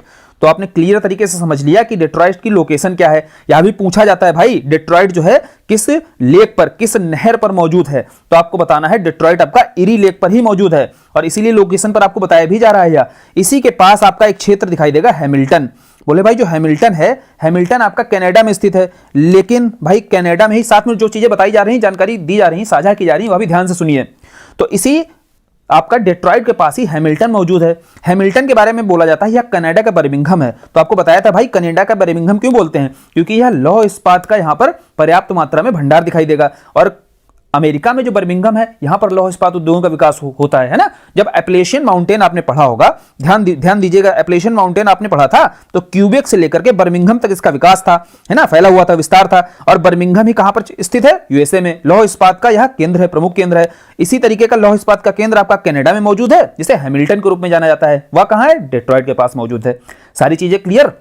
बहुत सारे क्वेश्चन यहां से बनाए जाते हैं। दूसरा हमने कौन सा क्षेत्र देखा था, दूसरा हमने शिकागो देखा था। और शिकागो कहां पर है हम देख लेते हैं भाई। मिशिगन देखा, और मिशिगन के ही बॉर्डर पर आपको दिखाई देगा शिकागो। शिकागो आपका मांस प्रसंस्करण का केंद्र है। साथ ही यह समझिएगा शिकागो जो है आपका परिवहन के केंद्र के रूप में भी जाना जाता है अमेरिका के। क्यों, क्योंकि भाई शिकागो से जो है आपका अमेरिका में कहीं भी जाना हो, हर दिशा में आप जा सकते हो, तो शिकागो इसीलिए परिवहन का केंद्र बोला जाता है। यह समझ लिया। लॉस एंजलिस अब देखते हैं। तो लॉस एंजलिस समझने के लिए ना अमेरिका के एकदम पश्चिम भाग में आ जाइए। तो यह जो प्रांत है आपका कैलिफोर्निया का प्रांत है। यहीं पर आपका एकदम वेस्ट में आपका बंदरगाह क्षेत्र पर दिखाई देगा आपका लॉस एंजलिस। तो यही लॉस एंजलिस आपको बताया गया था।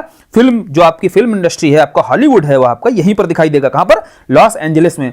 फिर आपका ह्यूस्टन है भाई। ह्यूस्टन जो है आपका तेल और प्राकृतिक गैस के भंडार दिखाई देते हैं यहां पर। और फिर आपका सैन फ्रांसिस्को है। सैन फ्रांसिस्को क्या था, ध्यान करिए, सैन फ्रांसिस्को में आपका जलपोत निर्माण बताया गया था। और सैन फ्रांसिस्को भी आपका कहां पर मौजूद नजर आएगा, लॉस एंजलिस के थोड़ा सा ऊपर जाओगे आप, यह भी बंदरगाह शहर ही है।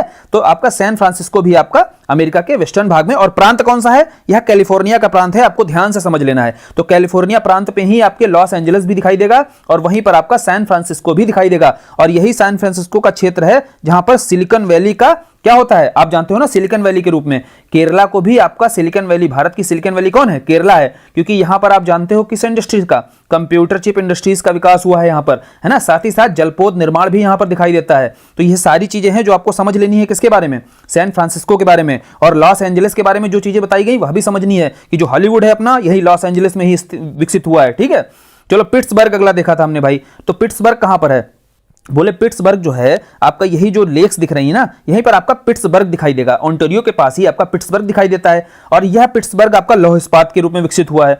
बेसिकली आप यह समझिए थोड़ा सा, पिट्सबर्ग जब आप समझोगे तो यहां लौह इस्पात उद्योगों का विकास क्यों होगा, इसको एनर्जी के लिए भाई कोयला चाहिए होगा। तो यहीं पर आपका पेनिनसिल्वेनिया, ध्यान से सुनना, इसी के ईस्ट में आपका पेनिनसिल्वेनिया का क्षेत्र यहां पर दिखाई देगा। अभी आगे पढ़ेंगे जब हम कोयला क्षेत्र देखेंगे।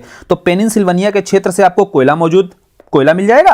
और जो पिट्सबर्ग का क्षेत्र है यहां पर लौह इस्पात उद्योगों का विकास हो जाएगा, क्योंकि लोहा यहां पर मौजूद है पिट्सबर्ग में और पेनिनसिल्वेनिया से कोयला मिल गया। तो इस कारण ही यहां पर इंडस्ट्रीज का विकास बहुत तीव्र गति से दिखाई देगा। तो यह देखो, हमने अमेरिका के बारे में पूरा समझ लिया। अब अमेरिका के बारे में कोई भी क्वेश्चन आएगा तो आप अच्छे से इजीली बता पाओगे, उसको समझा पाओगे, है ना। और इसको बढ़िया से आपको खुद से भी मैप पर भरना है। जैसे आपको चीजें यहां समझाई गई है ना, यही सारी चीजें आपको मैप पर खुद से अपने हाथ से करनी है, क्योंकि सारी चीजें आपको लोकेशन तो खुद से यहां बता दी गई ना कि कौन सी जो नगर है वो कहां पर स्थित है और किन उद्योगों का विकास हुआ है।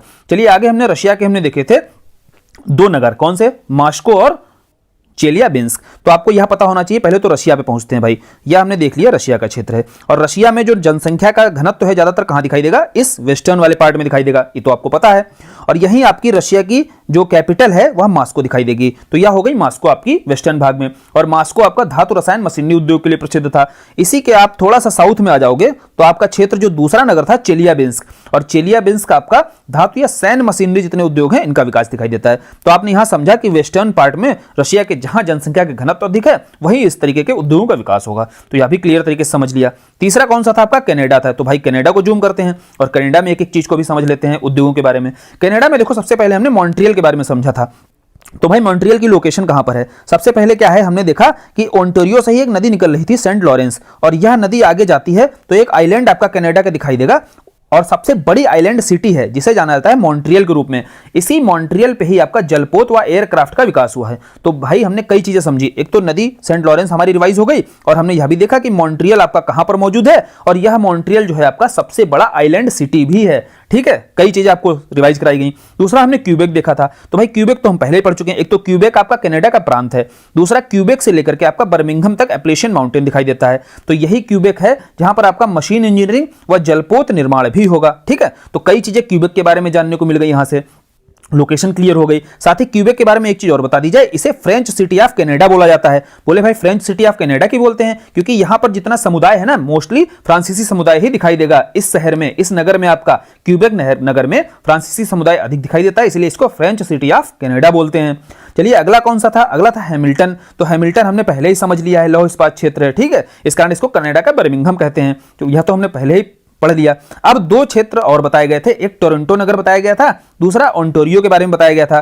तो बोले भाई एक तो आपका क्यूबेक प्रांत है, दूसरा आपका इसी के वेस्ट में जो प्रांत है उसे ओंटारियो प्रांत बोला जाता है ना, कनाडा का प्रांत है। और यह ओंटारियो जो प्रांत है, यह कागज इंडस्ट्रीज का यहां पर विकास बहुत अधिक दिखाई देता है, यह हमने पढ़ा हुआ है। अब हमें ओंटारियो प्रांत पता चल गया और कागज उद्योगों का विकास दिखाई दिया। भाई क्यों हुआ? क्योंकि यहां पर जो कागज उद्योगों के लिए, एक तो पहली बात तो भाई इस क्षेत्र में जनसंख्या का घनत्व बहुत अधिक है। कनाडा का यही क्षेत्र, उद्योगों का विकास भी आप समझिए, उद्योगों का विकास यहां पर नहीं हो गया ना। क्यों नहीं होगा? क्योंकि यहां पर जनसंख्या की जहां घनत्व अधिक होगा, मांग वहां अधिक होगी, तो उद्योगों का विकास भी वहां अधिक होगा। चाहे वो रशिया का हो, चाहे अमेरिका हो, चाहे आपका कनाडा हो, हर जगह या तो कॉमन सेंस लगाकर समझा करिए। तो भाई जब कनाडा में आप पहुंचे, इस क्षेत्र में आपको पता है कि जो ओंटारियो प्रांत है, यहां पर आपका मौजूद है टोरंटो, यहां ओंटारियो प्रांत हो गया, ओंटारियो के ईस्ट में आपका क्यूबेक प्रांत हो गया, तो ओंटारियो में ही आपका टोरंटो मौजूद है ना। और टोरंटो के साथ साथ यहीं पर आपका कनाडा की राजधानी है ओटावा मौजूद है। ठीक है, आप जानते हो कनाडा की कैपिटल क्या है? ओटावा।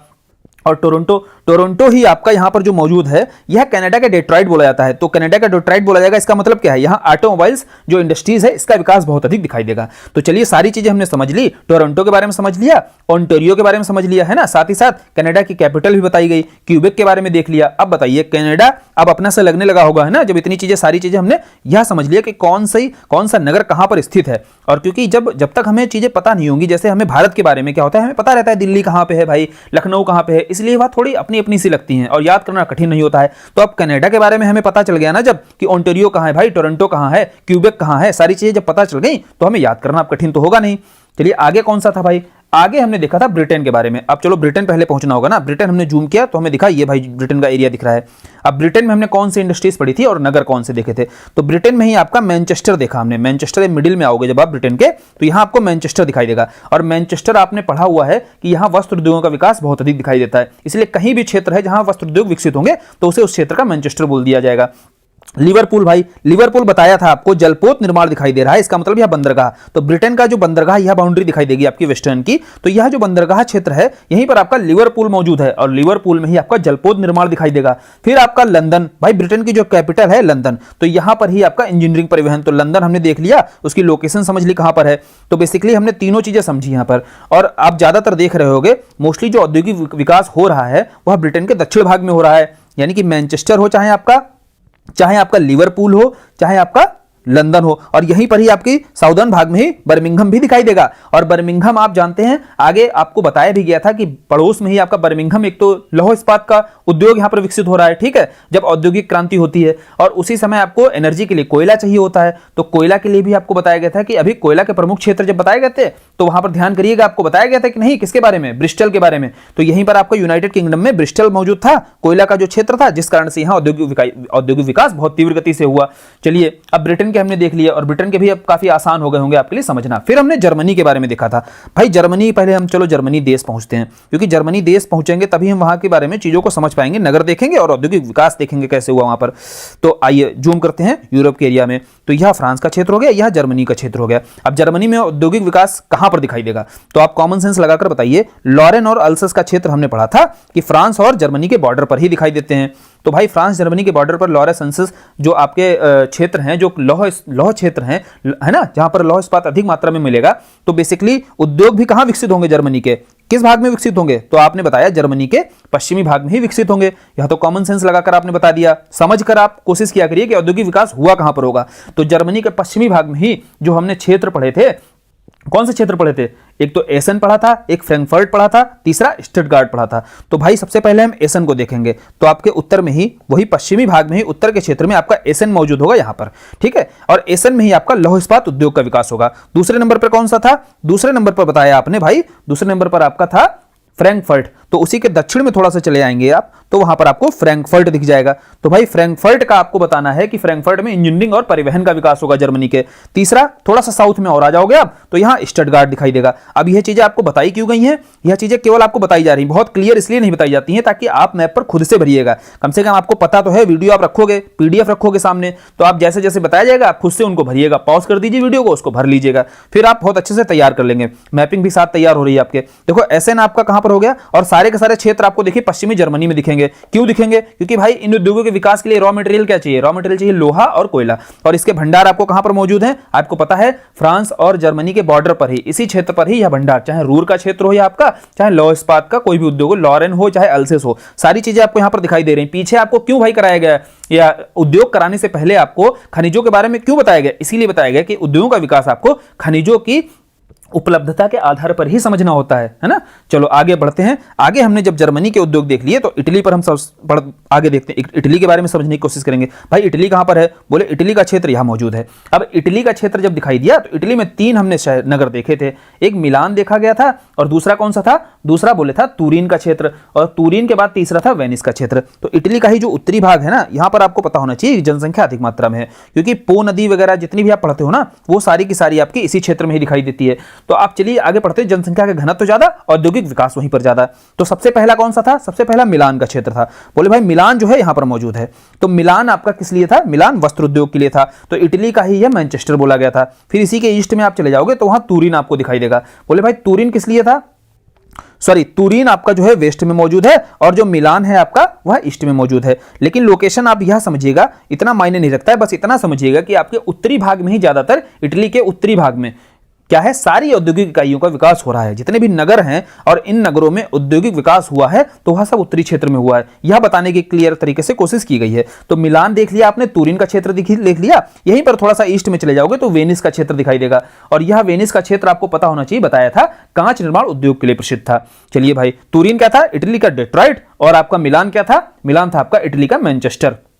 चलो फिर कौन सा था? फिर आपका जापान था। भाई जापान हमें पहुंचना है सबसे पहले। चलिए थोड़ा सा छोटा किया, फिर जापान। जापान क्या है? आप यहां देखिए, आइलैंड सिटी जापान पहुंचे। यहां पर देखो 2 ही नगर बताए गए थे, एक नागोया बताया गया था, दूसरा ओसाका बताया गया था। तो बोले भाई नागोया कहां पर है?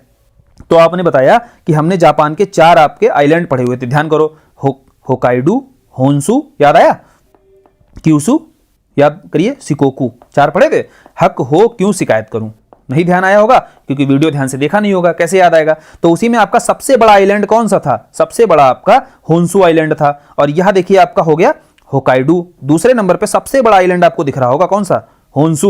और इसी होन्सू पर ही जितने नगर हैं वो सारे दिखाई देंगे। जितने भी नगर हैं या औद्योगिक विकास है, क्यों दिखाई देगा? क्योंकि यहां पर जनसंख्या का घनत्व तो अधिक है, ठीक है। और सबसे बड़ी रिक्वायरमेंट है जापान में जनसंख्या का घनत्व, क्योंकि यहां पे आप समझिए कि रॉ मटेरियल बहुत अधिक नहीं है, आयात ही करता है। जापान की एक तरीके से विशेषता थोड़ी समझ लीजिए। तो जापान में जब आयात ही ज्यादा होता है तो बेसिक रिक्वायरमेंट, सबसे मूल आवश्यकता होगी कि यहां पर जनसंख्या की मांग होनी चाहिए। जनसंख्या की मांग वही होगी जहां जनसंख्या ज्यादा होगी। तो भैया सारे आइलैंड, जितने आइलैंड है उनमें जहां पर औद्योगिक विकास होगा वह कौन सा होगा? होन्सू होगा, क्योंकि जनसंख्या मोस्टली यहीं पर मौजूद है। और यहीं पर आपको बताया गया था जापान की कैपिटल टोक्यो भी यहीं पर मौजूद है। कहां पर? होन्सू आइलैंड पर। अब हमें यहां पर नागोया के बारे में देखना है भाई, तो नागोया भी आपको यहीं पर दिखाई देगा भाई, होन्सू आइलैंड पर ही। और नागोया में आपका ऑटोमोबाइल सेक्टर का विकास हुआ है। और इसी पर आपका थोड़ा सा साउथ में और चले जाएंगे तो ओसाका दिखाई देगा। दूसरा हमने नगर पढ़ा था ओसाका। ओसाका में आपका वस्त्र उद्योग, और वस्त्र उद्योग के साथ साथ इसी ओसाका को क्या बोला जाता है? पूर्व का मैनचेस्टर। हालांकि नागोया से आप परिचित होंगे। कैसे परिचित होंगे? जब आपने बायोडायवर्सिटी के बारे में पढ़ा होगा, एनवायरनमेंट आपने अगर पढ़ रखा होगा तो वहां नागोया प्रोटोकॉल आपने जरूर पढ़ा होगा, जहां आपने याद करिएगा एबीएस मॉडल पर आपने पढ़ा होगा किस तरीके से यहां पर प्रोविजन किया गया था, एक्सेस एंड बेनिफिट शेयरिंग। हालांकि ये चीजें सारी एनवायरनमेंट में पढ़ाई जाएंगी, अभी ज्यादा लोड नहीं लेना है, लेकिन नागोया से आप परिचित तो रहे होंगे। ओसाका से भी आप परिचित रहे होंगे। ओसाका से आप डाटा लोकलाइजेशन वगैरह की जब बात जापान लगातार करता है तो ओसाका ट्रैक की वहां पर बात आती है, जिसका भारत के द्वारा विरोध किया जाता है। यह केवल आपके जानकारी के लिए बताया जा रहा है, ज्यादा टेंशन नहीं लेनी इसको लेकर के, भी समझाया जाएगा आगे जब पढ़ाया जाएगा सारी चीजें एनवायरनमेंट में। तो ओसाका से भी परिचित होंगे, अब नागोया से। अब नागोया ओसाका कहां पर स्थित है या भी हमने देख लिया ज्योग्राफी का अध्ययन जब किया, तो दोनों ही आपके होन्सू आइलैंड पर मौजूद हैं, चाहे आपका नागोया हो चाहे ओसाका हो। और आप बताइए किसके बारे में सुन रखा है भाई? अगर किसी और के बारे में भी आपने क्योटो के बारे में जरूर सुन रखा होगा। ग्लोबल वार्मिंग पर जब भी बात की जाती है तो क्योटो प्रोटोकॉल की जरूर बात की जाती है। तो भाई क्योटो भी आपका कहां पर मौजूद है? यहीं पर मौजूद है आपका होन्सू आइलैंड पे। यानी कि जिन क्षेत्रों पर बैठकर कोई प्रोटोकॉल का निर्माण हुआ तो उसी के नाम पर उसका नामकरण हो गया भाई, है ना। तो क्योटो में जब हुआ तो क्योटो प्रोटोकॉल हो गया, नागोया में बैठे तब तो नागोया प्रोटोकॉल हो गया। अब जापान को बहुत अच्छे से आप समझ गए होंगे और होन्शु आइलैंड के आप महत्व को समझे होंगे। पीछे आखिर क्यों बताया गया भाई, होन्शु आइलैंड सबसे बड़ा आइलैंड है और यहाँ पर कौन कौन से नगर स्थित हैं वो भी सारी चीजें बता दी गई। चलिए अब आगे बढ़ते हैं। आगे क्या देखा था आपने, आगे देखिए हमने ब्राजील के बारे में इसके बाद समझा था भाई। ब्राजील पहले थोड़ा सा देख लेते हैं, ब्राजील चलते हैं। ब्राजील जाने के लिए हमें कहाँ जाना होगा, हमें साउथ अमेरिका जाना होगा। तो साउथ अमेरिका हम पहुंच चुके हैं। अब आ जाते हैं हम ब्राजील को देखते हैं भाई। ब्राजील जब हम समझेंगे तो यहां हमने साओ पालो और रियो डी जेनेरियो के बारे में पूछा था, है ना। साओ पालो आप जानते हैं बंदरगाह शहर है और साओ पालो आपको क्लियर तरीके से यहां पर बताया गया था कि साओ पालो में आपका कॉफी का उत्पादन बहुत अधिक हुआ। तो कहवा उत्पादन बहुत अधिक होने के कारण साओ पालो से लेकर के एक सैंटोस तक, एक सैंटोस आपका बंदरगाह शहर है और सैंटोस तक एक रेल चलाई गई जहां पर केवल क्या है, कॉफी का ही आयात निर्यात होता है। ठीक है, कॉफी भेजी जाती है, फिर यहां से कॉफी का क्या होता है, निर्यात होता है। और सैंटोस पर कॉफी इतनी अधिक दिखाई देती है, इतना अधिक लोकप्रिय है, इस कारण ही इसको कॉफी पोर्ट भी बोलते हैं। क्योंकि क्वेश्चन आपका आयोग बनाता है किसे कॉफी पोर्ट बोला जाता है। तो आपने बता दिया साओ पालो और सैंटोस के बारे में अच्छे से समझ लिया यहां पर। और यहीं पर बगल में ही आपका नजर है आ जाएगा रियो डी जेनेरियो, जो पीछे आपकी ब्राजील की क्या है, कैपिटल भी रही थी, है ना। ध्यान रखिएगा अभी वर्तमान में आपकी कैपिटल कौन है, ब्राजीलिया। ठीक है, और इसके पहले आपकी रियो डी जेनेरियो ही कैपिटल थी। और ये यह भी आपके रियो डी जेनेरियो में आपका पता है कॉफी उद्योग का विकास हुआ है और वस्त्र उद्योग का भी विकास हुआ है। तो दोनों क्षेत्र आपके ब्राजील में दिखाई दे गए, साओ पालो हो आपका चाहे रियो डी जेनेरियो हो, और दोनों की लोकेशन भी आपको क्लियर हो गई और बहुत सारी जानकारी और भी आपको साथ के साथ दे दी गई। चलिए फिर वेनेजुएला देखा था हमने भाई। तो वेनेजुएला का क्षेत्र हमको पहले समझना है कहां पर है। तो यह वेनेजुएला का क्षेत्र है। वेनेजुएला में ही आपका एकदम नॉर्थ में चले जाओगे तो यहीं पर आपका मराकैबो दिखाई देगा। और मराकैबो में आपको पता होना चाहिए मराकैबो लेक यहीं पर मौजूद है और वेनेजुएला में ही आपके तेल शोधन के लिए सर्वाधिक यहां पर प्रसिद्ध है, या तेल शोधन का कार्य यहां पर सर्वाधिक दिखाई देगा कहां, मराकैबो में। फिर अर्जेंटीना आइए भाई, फिर आपका साउथ अमेरिका ही रहना है अभी। अर्जेंटीना, अर्जेंटीना कहां है, तो नीचे दक्षिण में आए आप तो दिखाई दिया अर्जेंटीना देश। और अर्जेंटीना में ही आपका बंदरगाह क्षेत्र पर अर्जेंटीना की राजधानी आपको ब्यूनस आयर्स दिखाई देगी। अभी ब्यूनस आयर्स के बारे में और अध्ययन करेंगे, लेकिन पहले आप ब्यूनस आयर्स समझ लिए कहां पर है। तो ब्यूनस आयर्स की लोकेशन हमने देखी यहां पर स्थित है और ब्यूनस आयर्स में ही आपका जलपोत निर्माण हो रहा है। भाई जलपोत निर्माण क्यों होगा यहां पर, क्योंकि यह बंदरगाह क्षेत्र है और बंदरगाह नगर होने के नाते ही यहां अनुकूल स्थिति बन जाती है जलपोत निर्माण के लिए। फिर हमने देखिए डेनमार्क देखा था भाई। डेनमार्क समझना है ना, तो चलिए थोड़ा सा जूम करते हैं, स्कैंडिनेवियन कंट्री चलते हैं और यूरोप पहुंचे। यूरोप के पास हमने देखा नॉर्वे और स्वीडन, फिनलैंड, ये सारे देश तो हमने देख ही लिए, है ना। नॉर्वे, स्वीडन, फिनलैंड हमने देश देख लिए। लेकिन इसी के साउथ में देखोगे यह जो क्षेत्र दिख रहा है यह है आपका डेनमार्क और डेनमार्क के ही आपके तट पर मौजूद है डेनमार्क की राजधानी कोपेनहेगन। और कोपेनहेगन में क्या बताया गया था, डेयरी उद्योग। क्यों, क्योंकि यहाँ पर औसत उत्पादकता जो आपके मवेशी हैं यहाँ सर्वाधिक है ना। विश्व में सर्वाधिक कहां पर है औसत उत्पादकता, बोले कोपेनहेगन में ही तो है। फिर आप आ गए चाइना में। भाई चाइना में आपको समझना है थोड़ा सा औद्योगिक विकास के बारे में। तो 3 नगर बताए गए थे, अंसन, संघाई, वुहान। बोले कहां पर है, तो कुछ नहीं, आपको केवल यह समझना है जो आपका यांगसी नदी का क्षेत्र था ना, तो यांगसी नदी जो जो एशिया की सबसे लंबी नदी थी, विश्व की तीसरी सबसे लंबी नदी थी, इसी क्षेत्र के आसपास आपको सबसे पहले अंसन दिखाई देगा। तो अंसन में आपका लौह इस्पात उद्योग का विकास दिखाई देता है। फिर आपके इसके बंदरगाह क्षेत्र पर ही आपका संघाई दिखाई देगा और संघाई में ही आपका वस्त्र और मशीनरी उद्योग का विकास दिखाई देगा।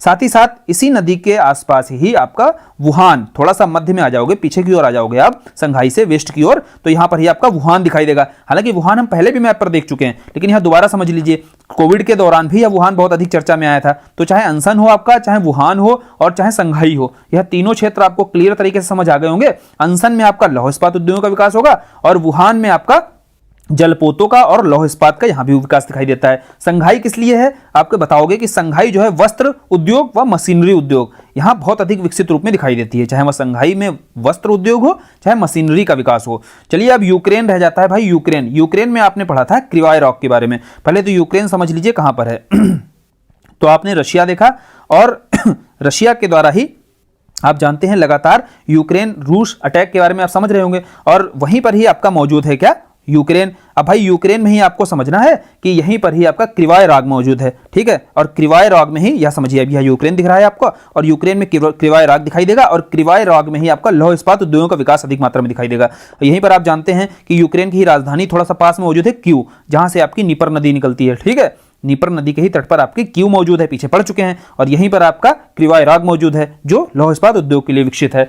चलिए यह उद्योग देख लीजिए। फिर हमने कोयला क्षेत्र देखे थे प्रमुख रूप से, जिसमें हमने कुज्नेत्स भी बेसिन देख लिया था रशिया का, ठीक है, रशिया का जो कुज्नेत्स बेसिन है, चाहे रेड बेसिन हो चाइना का, ठीक है, वो भी हम समझ लिया था, क्योंकि यह यांगसी का जो क्षेत्र है ना, यहीं पर आपका रेड बेसिन मौजूद है जो कोयला का प्रमुख क्षेत्र है। फिर ब्रिस्टल भी हमने देख लिया भाई, जब ब्रिटेन के बारे में भी अध्ययन किया हमने तो बर्मिंघम के बारे में जब समझाया, और यह क्षेत्र हमको पता है कहां पर औद्योगिक विकास हो रहा है, यहीं पर आपका ब्रिस्टल मौजूद है, साउथ में ही है ना, ब्रिटेन के, और जो कोयला का प्रमुख क्षेत्र है। फिर न्यू साउथ वेल्स आपने समझा भाई, ऑस्ट्रेलिया में जब आप जाओगे तो आपको पता है न्यू साउथ वेल्स का जो क्षेत्र है, यह कोयला के भंडार यहाँ पे दिख हैं। यह जो वेस्टर्न का क्षेत्र है, यहाँ गोल्ड के हैं, और यह जो आपका पेनिनसुला दिख रहा है, यहाँ पर कौन सा था, एल्युमिनियम का था।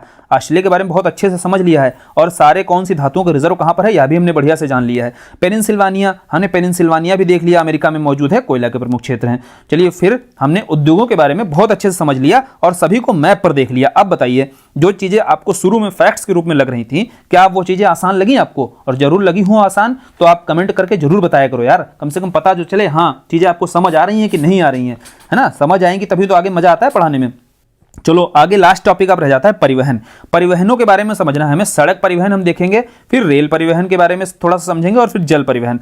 इन 3 परिवहनों से ही लगातार विश्व के स्तर पर हम समझ रहे हैं, और आयोग क्वेश्चंस किस तरीके से बनाता है उसी आधार पर आपको यहाँ पर समझाई जाएंगी चीजें। देखो, सड़क परिवहनों से जो आयोग ने क्वेश्चंस बनाए हैं, एक तो पूछ देता है कि जैसे मान लीजिए कोई परिवहन मार्ग दे देगा, कोई हाईवे दे देगा, और बोलेगा यह कहां से कहां तक स्थित है ना, किन 2 नगरों को जोड़ता है। तो इस तरीके से एक तो क्वेश्चन बनाया जाता है। दूसरा क्वेश्चन है कि भाई हो सकता है रेल परिवहन वगैरह से प्रश्न जो बनाए, तो वहां पर पूछ देगा शीर्ष 3 देश बताइए जहां पर रेलवे लाइंस का विकास सर्वाधिक मात्रा में सर्वाधिक लंबाई मतलब लेंथ कहां पर स्थित है ना, किन देशों में। तो टॉप 3 कंट्रीज वगैरह बनाकर पूछ देता है।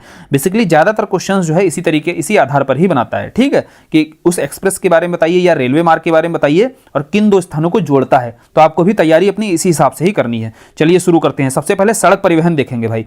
तो सड़क परिवहनों में पहले हम किस चीज का अध्ययन करेंगे? पहले हम एक एक करके महामार्ग उठाएंगे। महामार्ग मतलब समझते हो क्या होता है? महामार्ग का मतलब कुछ नहीं होता है यार, हाईवे होता है ना। हाईवे को ही हिंदी में महामार्ग बोला जाता है। तो हम सबसे पहला महामार्ग देखते हैं ट्रांस कनाडा का। तो बोले भाई ट्रांस कनाडा का जो महामार्ग है, यह सेंट जॉन नगर को वैंकूवर से जोड़ता है। अभी मैप पर देखेंगे एकदम मस्त क्लियर हो जाएगा, और बिल्कुल टेंशन नहीं लेनी है ना। सेंट जॉन कहां पर है, वैंकूवर कहां पर है, अभी देखो कितने अच्छे से क्लियर होता है। पहले पढ़ लो। अलास्का के क्षेत्र में ही आपका एडमंटन को जोड़ता है एंकरेज नगर से। तो इसी तरीके से क्वेश्चन बनाया जाता है आपसे। अभी अब देखेंगे एडमंटन कहां है, एंकरेज कहां है, फिर अलास्का महामार्ग एकदम अपना सा महामार्ग, अपना दिल्ली मेरठ जैसा लगने लगेगा, ठीक है। और ट्रांस कनाडा जो है आपका सेंट जॉन नगर अभी पता चल जाएगा, जब वैंकूवर पता चल जाएगा मैप पर, जब वर्ल्ड मैप पर समझोगे इसको तो बहुत अच्छे से, तो विश्व ही अपना सा नजर आएगा। स्टुअर्ट जो महामार्ग है, यह डार्विन से मेलबर्न तक। अभी बहुत बड़े बड़े हम क्या है महामार्ग हाईवेज देखने की कोशिश कर रहे हैं, जहां से आयोग प्रश्न बनाता है। तो स्टुअर्ट अभी देखेंगे हम, डार्विन देखेंगे कहां है भाई, मेलबर्न कहां पर स्थित है। फिर ट्रांस अफ्रीका। तो ट्रांस अफ्रीका जो है कायरा को केप टाउन से जोड़ता है। तो ट्रांस अफ्रीका जब महामार्ग है, जब हम अफ्रीका महाद्वीप में समझेंगे कि कायरा कहां पर है, केप टाउन। हालांकि जानते तो हैं हम इसके बारे में, लेकिन फिर भी अभी इस हाईवे के बारे में भी समझ लेंगे कहां से विकसित हुआ है। अब रेल मार्ग के बारे में क्या अध्ययन है? रेल मार्ग के बारे में सबसे पहला प्रश्न पूछा जाता है, रेल लाइन की लंबाई बताइए, यानी कि शीर्ष 3 देश बताइए कौन से हैं जो लंबाई के मामले में टॉप 3 आप कंट्रीज बताने हैं। तो सबसे ज्यादा जो रेलवे लाइंस की लंबाई है लेंथ के आधार पर देखा जाए तो यूएसए में है। 2,20,000 किलोमीटर यहां पर लंबाई नजर आएगी। किसकी? रेलवे लाइन की। कहां पर? यूएसए में। फिर दूसरे स्थान पर खड़ा नजर आता है चाइना, और चाइना आपका 1.5 लाख यानी कि 1,50,000 किलोमीटर लंबाई यहां पर भी नजर आ रही है। चीन में भी जो रशिया, आपको पता होना चाहिए, रशिया तीसरे स्थान पर है। यहां पर 1,05,000 किलोमीटर ही लंबाई यहां पर नजर आएगी रूस में रेलवे की, ठीक है। जबकि रशिया में विश्व का सबसे लंबा रेलवे मार्ग आप जानते हैं ट्रांस साइबेरियन रेल मार्ग मौजूद है। चलिए 3 तो हमने देख ली यह देश। फिर चौथे नंबर पर यहां समझ लीजिएगा, भारत की रैंकिंग जो है चौथी है। और भारत में लंबाई कितनी है रेलवे लाइंस की? तो बताओगे आप, लगभग 68,000 किलोमीटर है। यहां लगभग में चीजें आपको याद रखनी है, बहुत ज्यादा आपको एक एक नंबर नहीं याद रखना है कि 68,465 किलोमीटर, ऐसे कुछ नहीं। केवल आपको याद रखना है लगभग 68,000 के आसपास है। और अमेरिका देख रहे हो 2 लाख के ऊपर चली गई है ना यहाँ पर रेलवे लाइंस की लंबाई। चलिए सबसे बड़ा रेल मार्ग बताया गया था ना कि ट्रांस साइबेरियन रेल मार्ग है, तो इसकी लंबाई लगभग 9,000 किलोमीटर है। और ये कहां से कहां तक है? तो सेंट पीटर्सबर्ग से व्लादिवोस्तोक तक है। अब इसको अभी मैप पर भी देखेंगे कि सेंट पीटर्सबर्ग कहां पर है और व्लादिवोस्तोक कहां पर है। फिर ट्रांस एंडीज। भाई ट्रांस एंडीज जो है, एंडीज पर्वतमाला हम देख चुके हैं, यहीं पर आपका ट्रांस एंडीज आपका रेलवे मार्ग भी नजर आ जाएगा। और इसकी कहां पर है, किसको किसको मिलाता है, तो वल्परेजो को ब्यूनस आयर्स से मिलाता है। अभी मैप में देखेंगे भाई कहां वल्परेजो है, कहां पर ब्यूनस आयर्स है। फिर ओरिएंट एक्सप्रेस देख लेंगे भाई। ओरिएंट एक्सप्रेस जो है आपका यूरोप का बहुत ही महत्वपूर्ण रेल मार्ग है जो पेरिस को इस्तांबुल से मिलाता है। चलिए ओरिएंट एक्सप्रेस अभी समझेंगे कहां पेरिस से इस्तांबुल तक किस तरीके से गया हुआ है। अब Canada Pacific railway, Canada Pacific railway जो है हैलिफैक्स को वैंकूवर से मिलाता है। ठीक है, यह भी समझ लेंगे अभी कि हैलिफैक्स कहां पर है, वैंकूवर कहां पर है। ऑस्ट्रेलिया, फिर ऑस्ट्रेलिया महाद्वीप में आपका जो रेल मार्ग है ऑस्ट्रेलियाई अंतर महाद्वीपीय रेल मार्ग जो सिडनी को पर्थ से जोड़ता है। और इतने लंबे लंबे रेल मार्ग हैं, अभी मैप पर जब आप देखोगे तब समझ में आएगा कि इसका महत्व क्या है और क्यों आखिर यहां से आयोग प्रश्न बनाता है। फिर जल परिवहन, भाई जल परिवहन के बारे में देखना है तो सबसे पहले आपको उत्तर अटलांटिक महासागरीय मार्ग के बारे में पता होना चाहिए। आयोग ने यहां से प्रश्न बनाया कि विश्व का सबसे व्यस्ततम महासागरीय मार्ग कहां पर है, तो आपको बताना है कि भाई विश्व का सबसे बिजिएस्ट जो महासागरीय मार्ग है, यहीं पर आप याद करिएगा जर्मनी का आपने रॉटरडैम पढ़ा हुआ था, सबसे व्यस्ततम बंदरगाह था। तो भाई बंदरगाह क्यों व्यस्ततम होगा, क्योंकि यह जो मार्ग है बहुत अधिक बिजी रहता है, और मार्ग जब बहुत अधिक बिजी है तो इस कारण ही यहां पर क्या है, व्यस्ततम आपको बंदरगाह भी यहीं पर नजर आएगा। तो हमने पीछे पढ़ा भी हुआ था इसलिए। और उत्तर अटलांटिक महासागरीय मार्ग है, यह भी अभी समझ आ जाएगा कहां पर है। फिर स्वेज नहर मार्ग के बारे में, स्वेज नहर मार्ग के बारे में पूछता है कि यह किन सागरों को जोड़ता है, तो आपने पीछे भी समझ रखा है कि भूमध्य सागर को लाल सागर से, रेड सी से जोड़ता है। लेकिन एक प्रश्न यहां से आयोग ने बनाया कि इस क्षेत्र में जो स्वेज नहर मार्ग है इसमें आपकी 4 लेक्स दिखाई देती हैं, और 4 लेक्स कौन सी हैं, उनका उत्तर से दक्षिण की ओर क्रम लगाना है। तो भाई सबसे उत्तर में आपकी लेक मंजिला है, लेक टिम्सा है, फिर आपकी ग्रेट बिटर है, और चौथे नंबर पे लिटिल बिटर है। तो ग्रेट बिटर, लिटिल बिटर याद रखिएगा, कंफ्यूजन खूब होता है इसमें। और कंफ्यूज में क्या है, चारों आपकी दे देगा, उत्तर से दक्षिण में सही क्रम पूछेगा, और चारों दी होंगी ऑप्शन में आपकी, कोई आगे पीछे करके दे देता है। अब आप होते रहिए कंफ्यूज, इसके लिए कोई तरीका बना लीजिएगा। जैसे देखिए मैं बताता हूं, उत्तर से दक्षिण तक आप जाओगे जब, तो उत्तर से दक्षिण मतलब आप लोकेशन समझिए, और लोकेशन से समझने के आधार पर आप यह भी समझ रहे होंगे कि उत्तर से दक्षिण मतलब क्या है, आप नीचे आ रहे हैं ना, उतर रहे हैं कहीं से। ठीक है, जब उतरने की डायरेक्शन आपकी इसी आधार पर होगी, और इसी डायरेक्शन के आधार पर हमने अपनी ट्रिक बना ली। बोले भाई उत्तर से दक्षिण है तो यानी कि ऊपर से नीचे आ रहे हैं, तो ऊपर से नीचे मतलब क्या है, आप किसी ऊपर मंजिल पर खड़े होंगे। ठीक समझे, आप ऊपर मंजिल पर होंगे कहीं, और ऊपर मंजिल बोलते हैं ना, आप ऐसी मंजिल पर पहुंच गए जहां से आपको लेने टीम गई है ना, क्योंकि आप खुद से आ नहीं पा रहे हैं भाई, उत्तर से दक्षिण में क्रम के आधार पर ही ट्रिक बनाई गई है। तो ऊपर मंजिल पर खड़े हुए हैं और आपको लेने टीम गई, तो टीम के द्वारा क्या है, बहुत ही ग्रेट काम किया गया, लेकिन उस टीम को रिवार्ड कैसा दिया गया, बहुत लिटिल दिया गया। ठीक है, होता है ना कि टीम बहुत ग्रेट काम करती है लेकिन उसको रिवार्ड बड़ा लिटिल मिलता है, तो यही हमारी ट्रिक है। तो मंजिल पर है तो आपने बताया लेक मंजिला, और फिर थोड़ा आपको मंजिल से उतारने कौन गई थी, टीम गई थी, टीम से आपने बनाया टिम्सा को, और ग्रेट काम किया तो ग्रेट से हो गई आपकी ग्रेट बिटर, और उसको रिवार्ड मिला लिटिल, तो लिटिल से हो गई लिटिल बिटर। अब बताओ यार, चारों जो आपकी नॉर्थ से साउथ में क्रम है आपका नहरों का, क्या आप लगाने में कंफ्यूजन होगा, नहीं होगा ना। इसी आधार पर ही आपको यह तरीका जरूर याद रखना है, क्योंकि बहुत कम तरीके ही बताए जाते हैं, लेकिन वह तरीके ऐसे होते हैं, क्योंकि पता है मुझे कंफ्यूजन जहां पर होता है ना, श्योर सी बात है कि वहां पर कंफ्यूजन आपको भी होगा, क्योंकि आप भी तैयारी से जुड़े हुए हैं, और इस कंफ्यूजन में आप सही ऑप्शन का चयन नहीं कर पाते हैं। अब आपसे ऑप्शन ना गलत नहीं होगा अगर इस तरीके का तरीका आप सोच लेंगे दिमाग में। चलिए अब एक एक को लोकेशन पर समझते हैं सारे परिवहन को, क्योंकि यह परिवहन आपने अगर लोकेशन पर नहीं देखे ना तो बड़ा ही फैक्चुअल हो जाएगा, फिर रटते रहो आप बैठ करके। सबसे पहला कौन सा देखा था, ट्रांस हमने कनाडा मार्ग देखा था, तो बोले भाई ट्रांस कनाडा जो मार्ग था यह सेंट जोन्स नगर से लेकर के वैंकूवर तक था। तो पहले कनाडा पहुंचो ना, ठीक है, हम कनाडा पहुंच गए भाई, और कनाडा में ही हमने देखा क्या, सेंट जोन्स। तो हम कनाडा के एकदम, यहां देखो कनाडा है ना, आपको पहले कनाडा दिखा दिया जाए, यह कनाडा है, कनाडा के ही एकदम ईस्ट में आपको पहुंचना है। तो यहां पर ही आपको पता होना चाहिए कि नोवा स्कोशिया जो आइलैंड है इसी के ईस्ट में आप जाओगे एकदम, तो वहां पर ही मौजूद है आपका सेंट जॉन्स नगर। तो सेंट जॉन्स नगर आपको क्लियर हो गया कहां पर है, और सेंट जॉन्स नगर से ही आपकी क्या है, एक सड़क परिवहन है आपका, हाईवे है जो बना हुआ है। देखिए किस तरीके से हाईवे का विकास हो रहा है, उसी तरीके से ही हाईवे का विकास किया गया, और ईस्ट से लेकर कनाडा के एकदम वेस्ट तक जोड़ता है, और वेस्ट में ही आपका आर्चीपेलागो जब पढ़े हुए थे यहीं पर आपका प्रांत था वैंकूवर। तो वैंकूवर को सेंट जॉन से जोड़ने वाला जो प्रांत है वह कौन सा है, तो क्लियर तरीके से समझ आया, या देखिए दोबारा देख लीजिएगा, एक बार फिर से देखिए, समझने की कोशिश करिएगा कहां से कहां तक है, क्योंकि यह चीजें जानना आपके लिए बहुत जरूरी है कि इस हाईवे का विकास कहां से हुआ। तो यह देखिए आपका सेंट जॉन्स है, और यहां से देखिए सेंट जॉन से ही जो हाईवे का विकास किया जा रहा है कनाडा के ईस्ट से एकदम कनाडा के वेस्ट तक जा रहा है, और वेस्ट में ही आपका मौजूद है वैंकूवर। अब क्लियर हो गया आपका, ट्रांस कनाडा महामार्ग पूछेगा तो आप बता दोगे ना कहां पर है। फिर दूसरा कौन सा था, बोले दूसरा जो था आपका अलास्का महामार्ग था। तो अलास्का महामार्ग कहां पर मौजूद है, बोले अलास्का जो है एडमंटन नगर को एंकरेज से जोड़ता था। तो भाई एडमंटन जो है आपका, यह समझिए अलास्का तो आपको पता है यह है, अलास्का में ही एडमंटन जो है आपका कनाडा में मौजूद है। तो एडमंटन आपको यहां पर दिखाई दिया कनाडा में, और एडमंटन से आपका कहां तक गया हुआ था, एंकरेज तक गया हुआ था। एंकरेज कहां पर है, अलास्का में है, और यह यूएसए का पार्ट है, जानते हैं ना। तो कनाडा से यूएसए तक का कनाडा से यूएसए तक का जो हाईवे बना हुआ है उसे ही बोला जाता है अलास्का महामार्ग। अब क्लियर हुआ कहां पर यह हाईवे है? तो बोले भाई कोई आपसे अगर कनाडा से बताएगा भाई हम अलास्का हाईवे पे हैं, तो आप समझ जाओगे ना कहां पर यह मौजूद होगा। कोई बोलेगा आपसे भाई ट्रांस कनाडा हाईवे पर हम मौजूद हैं, तो आप समझ जाओगे तुरंत। अभी दिल्ली मेरठ हाईवे बोलता होगा तुरंत आप बता देते होगे, लेकिन अब ये दो हाईवे भी आपको क्लियर हो गए होंगे। तीसरा कौन सा था? तीसरा था स्टुअर्ट हाईवे। बोले भाई स्टुअर्ट हाईवे कहां पर था? स्टुअर्ट हाईवे आपका ऑस्ट्रेलिया का हाईवे था। चलो ऑस्ट्रेलिया पहुंचो पहले और फिर इस हाईवे के बारे में समझो। तो यह हाईवे कहां से कहां तक था? बोले यह जो था आपका डार्विन से कहां तक था? डार्विन से मेलबर्न तक था। बोले डार्विन कहां पर है? तो डार्विन आपने बताया कि भाई उत्तर में है एकदम, और उत्तर में ही आपका नॉर्थ टेरिटरी। यह प्रांत कौन सा है? बोले नॉर्थ टेरिटरी है ना, लिखना नहीं है यहाँ पर, लेकिन आपको समझाने के लिए बताया जा रहा है।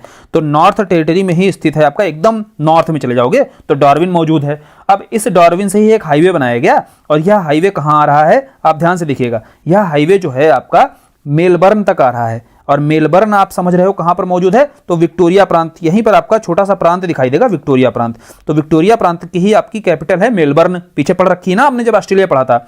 और ऊपर आपका नॉर्थ टेरिटरी, वहां पर ही आपका एकदम नॉर्थ में मौजूद है डार्विन, और डार्विन से मेलबर्न तक। तो यह जो हाईवे आपका है, यह है आपका किस नाम से जाना जाता है? स्टुअर्ट के नाम से। यही है आपका स्टुअर्ट हाईवे। ठीक, अब ऑस्ट्रेलिया में कोई होगा बोलेगा भाई मैं स्टुअर्ट हाईवे पे हूं, तो आप बता दोगे उसको कहां पर है वह। फिर कौन सा था? फिर आपका ट्रांस अफ्रीका मार्ग था। बोले भाई ट्रांस अफ्रीका मार्ग कहां पर है? चलो ट्रांस अफ्रीका मार्ग समझते हैं पहले। अफ्रीका, चलो अफ्रीका समझ गए। अफ्रीका में हमने पूछा था कि ट्रांस जो अफ्रीका महामार्ग था, हाईवे था, यह कायरा यानी कि मिस्र, पहले मिस्र, हमने मिस्र देख लिया। मिस्र की कैपिटल है क्या? काहिरा। ठीक है, तो यहां से काहिरा से ही जो आपका हाईवे बना हुआ है, यह देखिए ध्यान से देखिए, यह हाईवे जो है पूरा आपका कहां तक गया हुआ है? केप टाउन तक गया हुआ है। ठीक, काहिरा से लेकर के केप टाउन तक, सी टू सी। ठीक, केप टाउन आपका क्या है? दक्षिण अफ्रीका की प्रशासनिक राजधानी है ना, यह भी पढ़ लिया होगा आपने। दक्षिण अफ्रीका की अगर पूछा जाए संसद कहां पर है, तो बोले यही केप टाउन पर ही मौजूद है। और यही हाईवे जो बनाया गया है ना अफ्रीका में, ध्यान से देखो, यह जो हाईवे बनाया गया है, यह हाईवे कहां बनाया गया है? इस हाईवे का ही नाम क्या है? Trans Africa highway. और यह हाईवे कहां से कहां तक है? बोले काहिरा से लेकर के केप टाउन तक है। और अब क्लियर तरीके से समझ में आ गया होगा इस हाईवे के बारे में। चलिए, तो सड़क परिवहन हमने देख लिया। विश्व के जो प्रमुख सड़क परिवहन है जहां से प्रश्न आयोग की तरह बनाए गए, चाहे वो कनाडा के हों, चाहे ऑस्ट्रेलिया के हों, चाहे वो अफ्रीका के हों, तो अच्छे से समझ में आ गए होंगे। अब रेलवे परिवहन के बारे में हमने पहले पढ़ा हुआ था, सबसे पहले ट्रांस साइबेरियन रेल मार्ग के बारे में। तो ये कहां से आपका ट्रांस साइबेरियन रेल मार्ग गया हुआ था? तो आपको बताना है रशिया। और रशिया में ये विश्व का, साथ ही साथ विश्व का सबसे लंबा भाई रेल मार्ग है, तो इसको समझ लो कहां पर है। तो सबसे पहले हम देखा तो यहां आपका बंदरगाह एक नगर नजर आएगा, कौन सा बताइए? कहां से कहां तक था? तो सेंट पीटर्सबर्ग। तो यहीं पर आपका सेंट पीटर्सबर्ग मौजूद है। और सेंट पीटर्सबर्ग से ही आपकी देखिए ट्रेन चलना शुरू होगी, और यह ट्रेन देखिए चल रही है, आगे जा रही है, ईस्ट तक जा रही है। और देखिए कितनी लंबाई अधिक है, और यह लंबाई बहुत अधिक होने के नाते ही यह एकदम ईस्ट तक जाएगी रशिया के। और यहीं ईस्ट में आपका मौजूद है व्लादिवोस्तोक। ठीक, अब समझ रहे हैं आप कि एशिया की आखिर ऐसे ही नहीं, सबसे ज्यादा लंबाई बोला गया कि सबसे लंबी रेल जो लाइन है आपकी कौन सी है? यही है। ठीक, अब ध्यान से आपको देखिए, यह दिख रही होगी रेलवे लाइन। कौन सी रेलवे लाइन है? यह ट्रांस साइबेरियन रेलवे लाइन है। कहां से कहां तक गई हुई है? सेंट पीटर्सबर्ग से व्लादिवोस्तोक तक गई हुई है। और विश्व की यह सबसे लंबी रेल मार्ग है। लगभग कितनी लंबाई है? 9000 किलोमीटर इसकी लंबाई है। सारी बातें क्लियर। अब अगली कौन सी थी? अगली रेलवे लाइन थी भाई ट्रांस एंडीज। और ट्रांस एंडीज कहां पर थी? बोले भाई देखो मैपिंग में ये चीजें पहले भी कराई गई हैं, यहां आपकी रिवीजन भी हो रही हैं कि आयोग ने प्रश्न आपसे कैसे बनाए हैं और कहां से बनाए हैं। तो ट्रांस एडीज आपको बताया गया था भाई, जब आपको कहां जाना है? आपको जाना है साउथ अमेरिका। साउथ अमेरिका में आपको पता होना चाहिए ब्यूनस आयर्स। ब्यूनस आयर्स आपकी अर्जेंटीना की राजधानी है। ठीक है, तो ब्यूनस आयर्स से लेकर के वेलपरेजो कहां तक है? कहां पर है भाई? तो बोले वेलपरेजो जो है ये मौजूद है चिली में। तो चिली में ही जो स्थान है आपका वेलपरेजो, और वेलपरेजो से ब्यूनस आयर्स जो अर्जेंटीना की राजधानी है, तो यहीं से आपकी जो रेल लाइन बिछी हुई है यही है आपकी ट्रांस एंडीज। और एंडीज पर्वत श्रृंखला तो आपको पता ही है कि एंडीज पर्वत श्रृंखला का विकास इस तरीके से हुआ है। ठीक है, साउथ अमेरिका के दक्षिण में। चलिए, यह क्लियर हो गया आपको। तीसरी थी आपकी ओरिएंट एक्सप्रेस। बोले भाई ओरिएंट एक्सप्रेस जो थी आपकी, वो यूरोप की महत्वपूर्ण रेल मार्ग थी। और ये इसका विकास कहां से हुआ था? तो आपको बताया गया था कि भाई यह पेरिस से स्टार्ट हुई थी। पेरिस कहां पर है भाई? थोड़ा जूम किया। पेरिस आपको बताया गया कि फ्रांस की राजधानी है आपकी, कौन है? पेरिस। तो पेरिस से ही आपकी जो रेल मार्ग गई होगी, तो आपको क्लियर तरीके से समझना है। और कहां तक? इस्तांबुल तक। तो यहीं पर मौजूद है आपका क्या? इस्तांबुल, तुर्की की जो राजधानी है इस्तांबुल। तो यह इस्तांबुल तक ही जो एक रेल मार्ग दिखाई देगा जब आप जाओगे, तो इस्तांबुल से ही आपको अगर पेरिस जाना है तो इसी रेल मार्ग से जाना होता है। इसका नाम क्या है? ओरिएंट। ठीक है, क्लियर हो गया। तो फ्रांस की राजधानी पेरिस क्लियर हो गई हमें, इस्तांबुल क्लियर हो गई। इसी तक जो रेल मार्ग का विकास हुआ है तो वही है आपका ओरिएंट एक्सप्रेस। अब ओरिएंट एक्सप्रेस पूछेगा कोई तो आप तुरंत बता दोगे कहां पर मौजूद है। फिर अगला कौन सा था, अगला था आपका कनाडा पैसिफिक रेलवे। तो बोले भाई कनाडा पैसिफिक रेलवे बहुत आसान है, कैसे, देखो जो हमने ये आपका एक्सप्रेसवे समझा, हाईवे समझा ना, तो यह हाईवे के ही पैरेलल में ही आपका हैलिफैक्स भी यहीं पर ही मौजूद है। सेंट जॉन्स यहाँ पर है ना, यहीं पर आपका बंदरगाह शहर है हैलिफैक्स। हैलिफैक्स आप जानते हो ना, नोवा स्कोशिया पे ही मौजूद है जो बंदरगाह है कनाडा का, उसी कनाडा के बंदरगाह पर ही आपका हैलिफैक्स मौजूद है। और हैलिफैक्स से ही आपका वैंकूवर तक, वैंकूवर आप जानते हो कहां पर है, और यहीं पर आपकी देखिए पैरेलल में ही इसके एक ट्रेन लाइन भी दिखाई देगी, और है ना, रेल लाइन सॉरी दिखाई देगी, ट्रेन लाइन बोल रहा हूं, ठीक है। तो इस रेल लाइन का ही विकास आपका इसके पैरेलल में ही दिखाई देगा, और उसे ही बोला जाता है कनाडा पैसिफिक रेलवे। आप समझने की कोशिश करिएगा, एक तरफ आपका अटलांटिक महासागर है, दूसरी तरफ पैसिफिक ओशियन है, ठीक है। अब देखिए अटलांटिक से आपको अगर पैसिफिक जाना है तो यह रेल लाइन आपको पकड़नी पड़ेगी। चलिए फिर कौन सा था, फिर आपका था ऑस्ट्रेलियाई अंतर महाद्वीपीय रेल मार्ग। अब चलो भाई ऑस्ट्रेलिया चलते हैं। ऑस्ट्रेलिया में हमने क्या है, हाईवे तो देख लिया, अब रेलवे लाइन देख लेते हैं एक लंबी सी, है ना। नॉर्थ टू साउथ हमने हाईवे देखा जहां से क्वेश्चन पूछता है। अब ईस्ट टू वेस्ट अभी देखेंगे हम, कैसे, किसके बारे में, रेलवे लाइन के बारे में। तो भाई सिडनी से आपकी, सिडनी आप जानते हैं है ना, सिडनी न्यू साउथ वेल्स, यह प्रांत कौन सा है, बोले भाई यह न्यू साउथ वेल्स है, यहीं पर आपकी सिडनी इसकी कैपिटल है न्यू साउथ वेल्स की। और आपको पता होना चाहिए ऑस्ट्रेलिया की राजधानी क्या है, कैनबरा। बोले कैनबरा कहां पर है, वो भी तो न्यू साउथ वेल्स में है। सारी चीजें रिवाइज कराई जा रही हैं। यहीं से आपकी रेलवे लाइन जो है, जब आपके वेस्टर्न टेरिटरी में जाओगे और वेस्टर्न टेरिटरी तक, यानी कि ईस्ट से वेस्ट, आपको ऑस्ट्रेलिया में ईस्ट से वेस्ट घूमना है अगर, तो इसी ट्रेन पर बैठ जाना। कौन सी, ऑस्ट्रेलियाई अंतर महाद्वीपीय रेल मार्ग, जो कहां से चलती है, सिडनी से चलती है पर्थ तक। तो बोले भैया सिडनी से हमको मैच देखने अगला अगर पर्थ जाना है, अगर हम ट्रेन से जाना चाहते हैं, हमारे पास 5-6 दिन है, तो हम जाएंगे इसी पर बैठ के, ठीक है, किससे, सिडनी से पर्थ जाने वाली ट्रेन पे।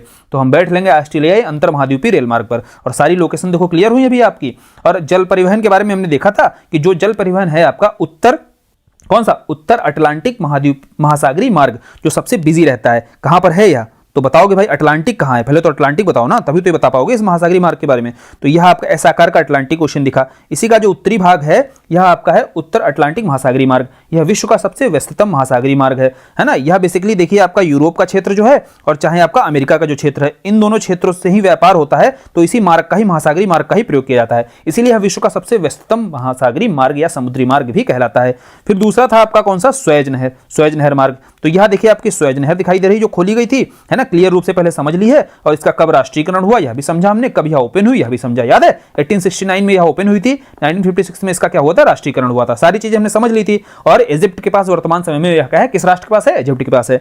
सब पीछे पढ़ा रखा है, और पीछे अगर वीडियो नहीं देखा जाना, देखना जाकर के, तभी यह बहुत आसान लगेगा आपको वीडियो। फिर सुएज नहर मार्ग के बारे में देखो, यह पढ़ा था कि इसमें क्वेश्चन जो बना है वह बना कि भाई उत्तर से दक्षिण तक जो आपकी लेक्स हैं वह उनका क्रम बताइए। तो यह सारी चीजें आपको देखो तरीका भी बताएगा, ट्रिक्स भी बताई गई जो जरूरी होती है जहां पर, और सारी चीजें अब बहुत अच्छे से समझ आ गई होंगी, उम्मीद की जा रही है। और वर्ल्ड ज्योग्राफी आप बताइएगा, वर्ल्ड ज्योग्राफी को लेकर के अपना रिव्यू जरूर दीजिएगा, है ना, फीडबैक क्योंकि आपका मिलेगा ना, तभी क्लियर होगा कि हम चीजें किस दिशा में आपको पढ़ा रहे हैं। और घटना चक्र वगैरह आप मैगजीन्स लगाइएगा, घटना चक्र करिए, क्योंकि वहां से प्रीवियस ईयर क्वेश्चंस आपके सॉल्व होंगे। और वह वीडियो देखने के बाद आप बताइएगा कि अब आपके लिए कितना आसान हो जा रहा है उन क्वेश्चंस को करना। अगर आपके लिए बहुत आसान हो जा रहा है तो जरूर वह ग्रुप से बताइए, कमेंट पहले तो कमेंट करिए, करके बताया करिए। नहीं कमेंट अगर करते हैं आप तो कम से कम ग्रुप वगैरह पर भी आप अपनी प्रतिक्रिया जरूर दिया करिए, है ना, तभी तो हमें पता चलेगा। चलो फिर यह वीडियो आज कंप्लीट होता है। चलिए आज के लिए धन्यवाद।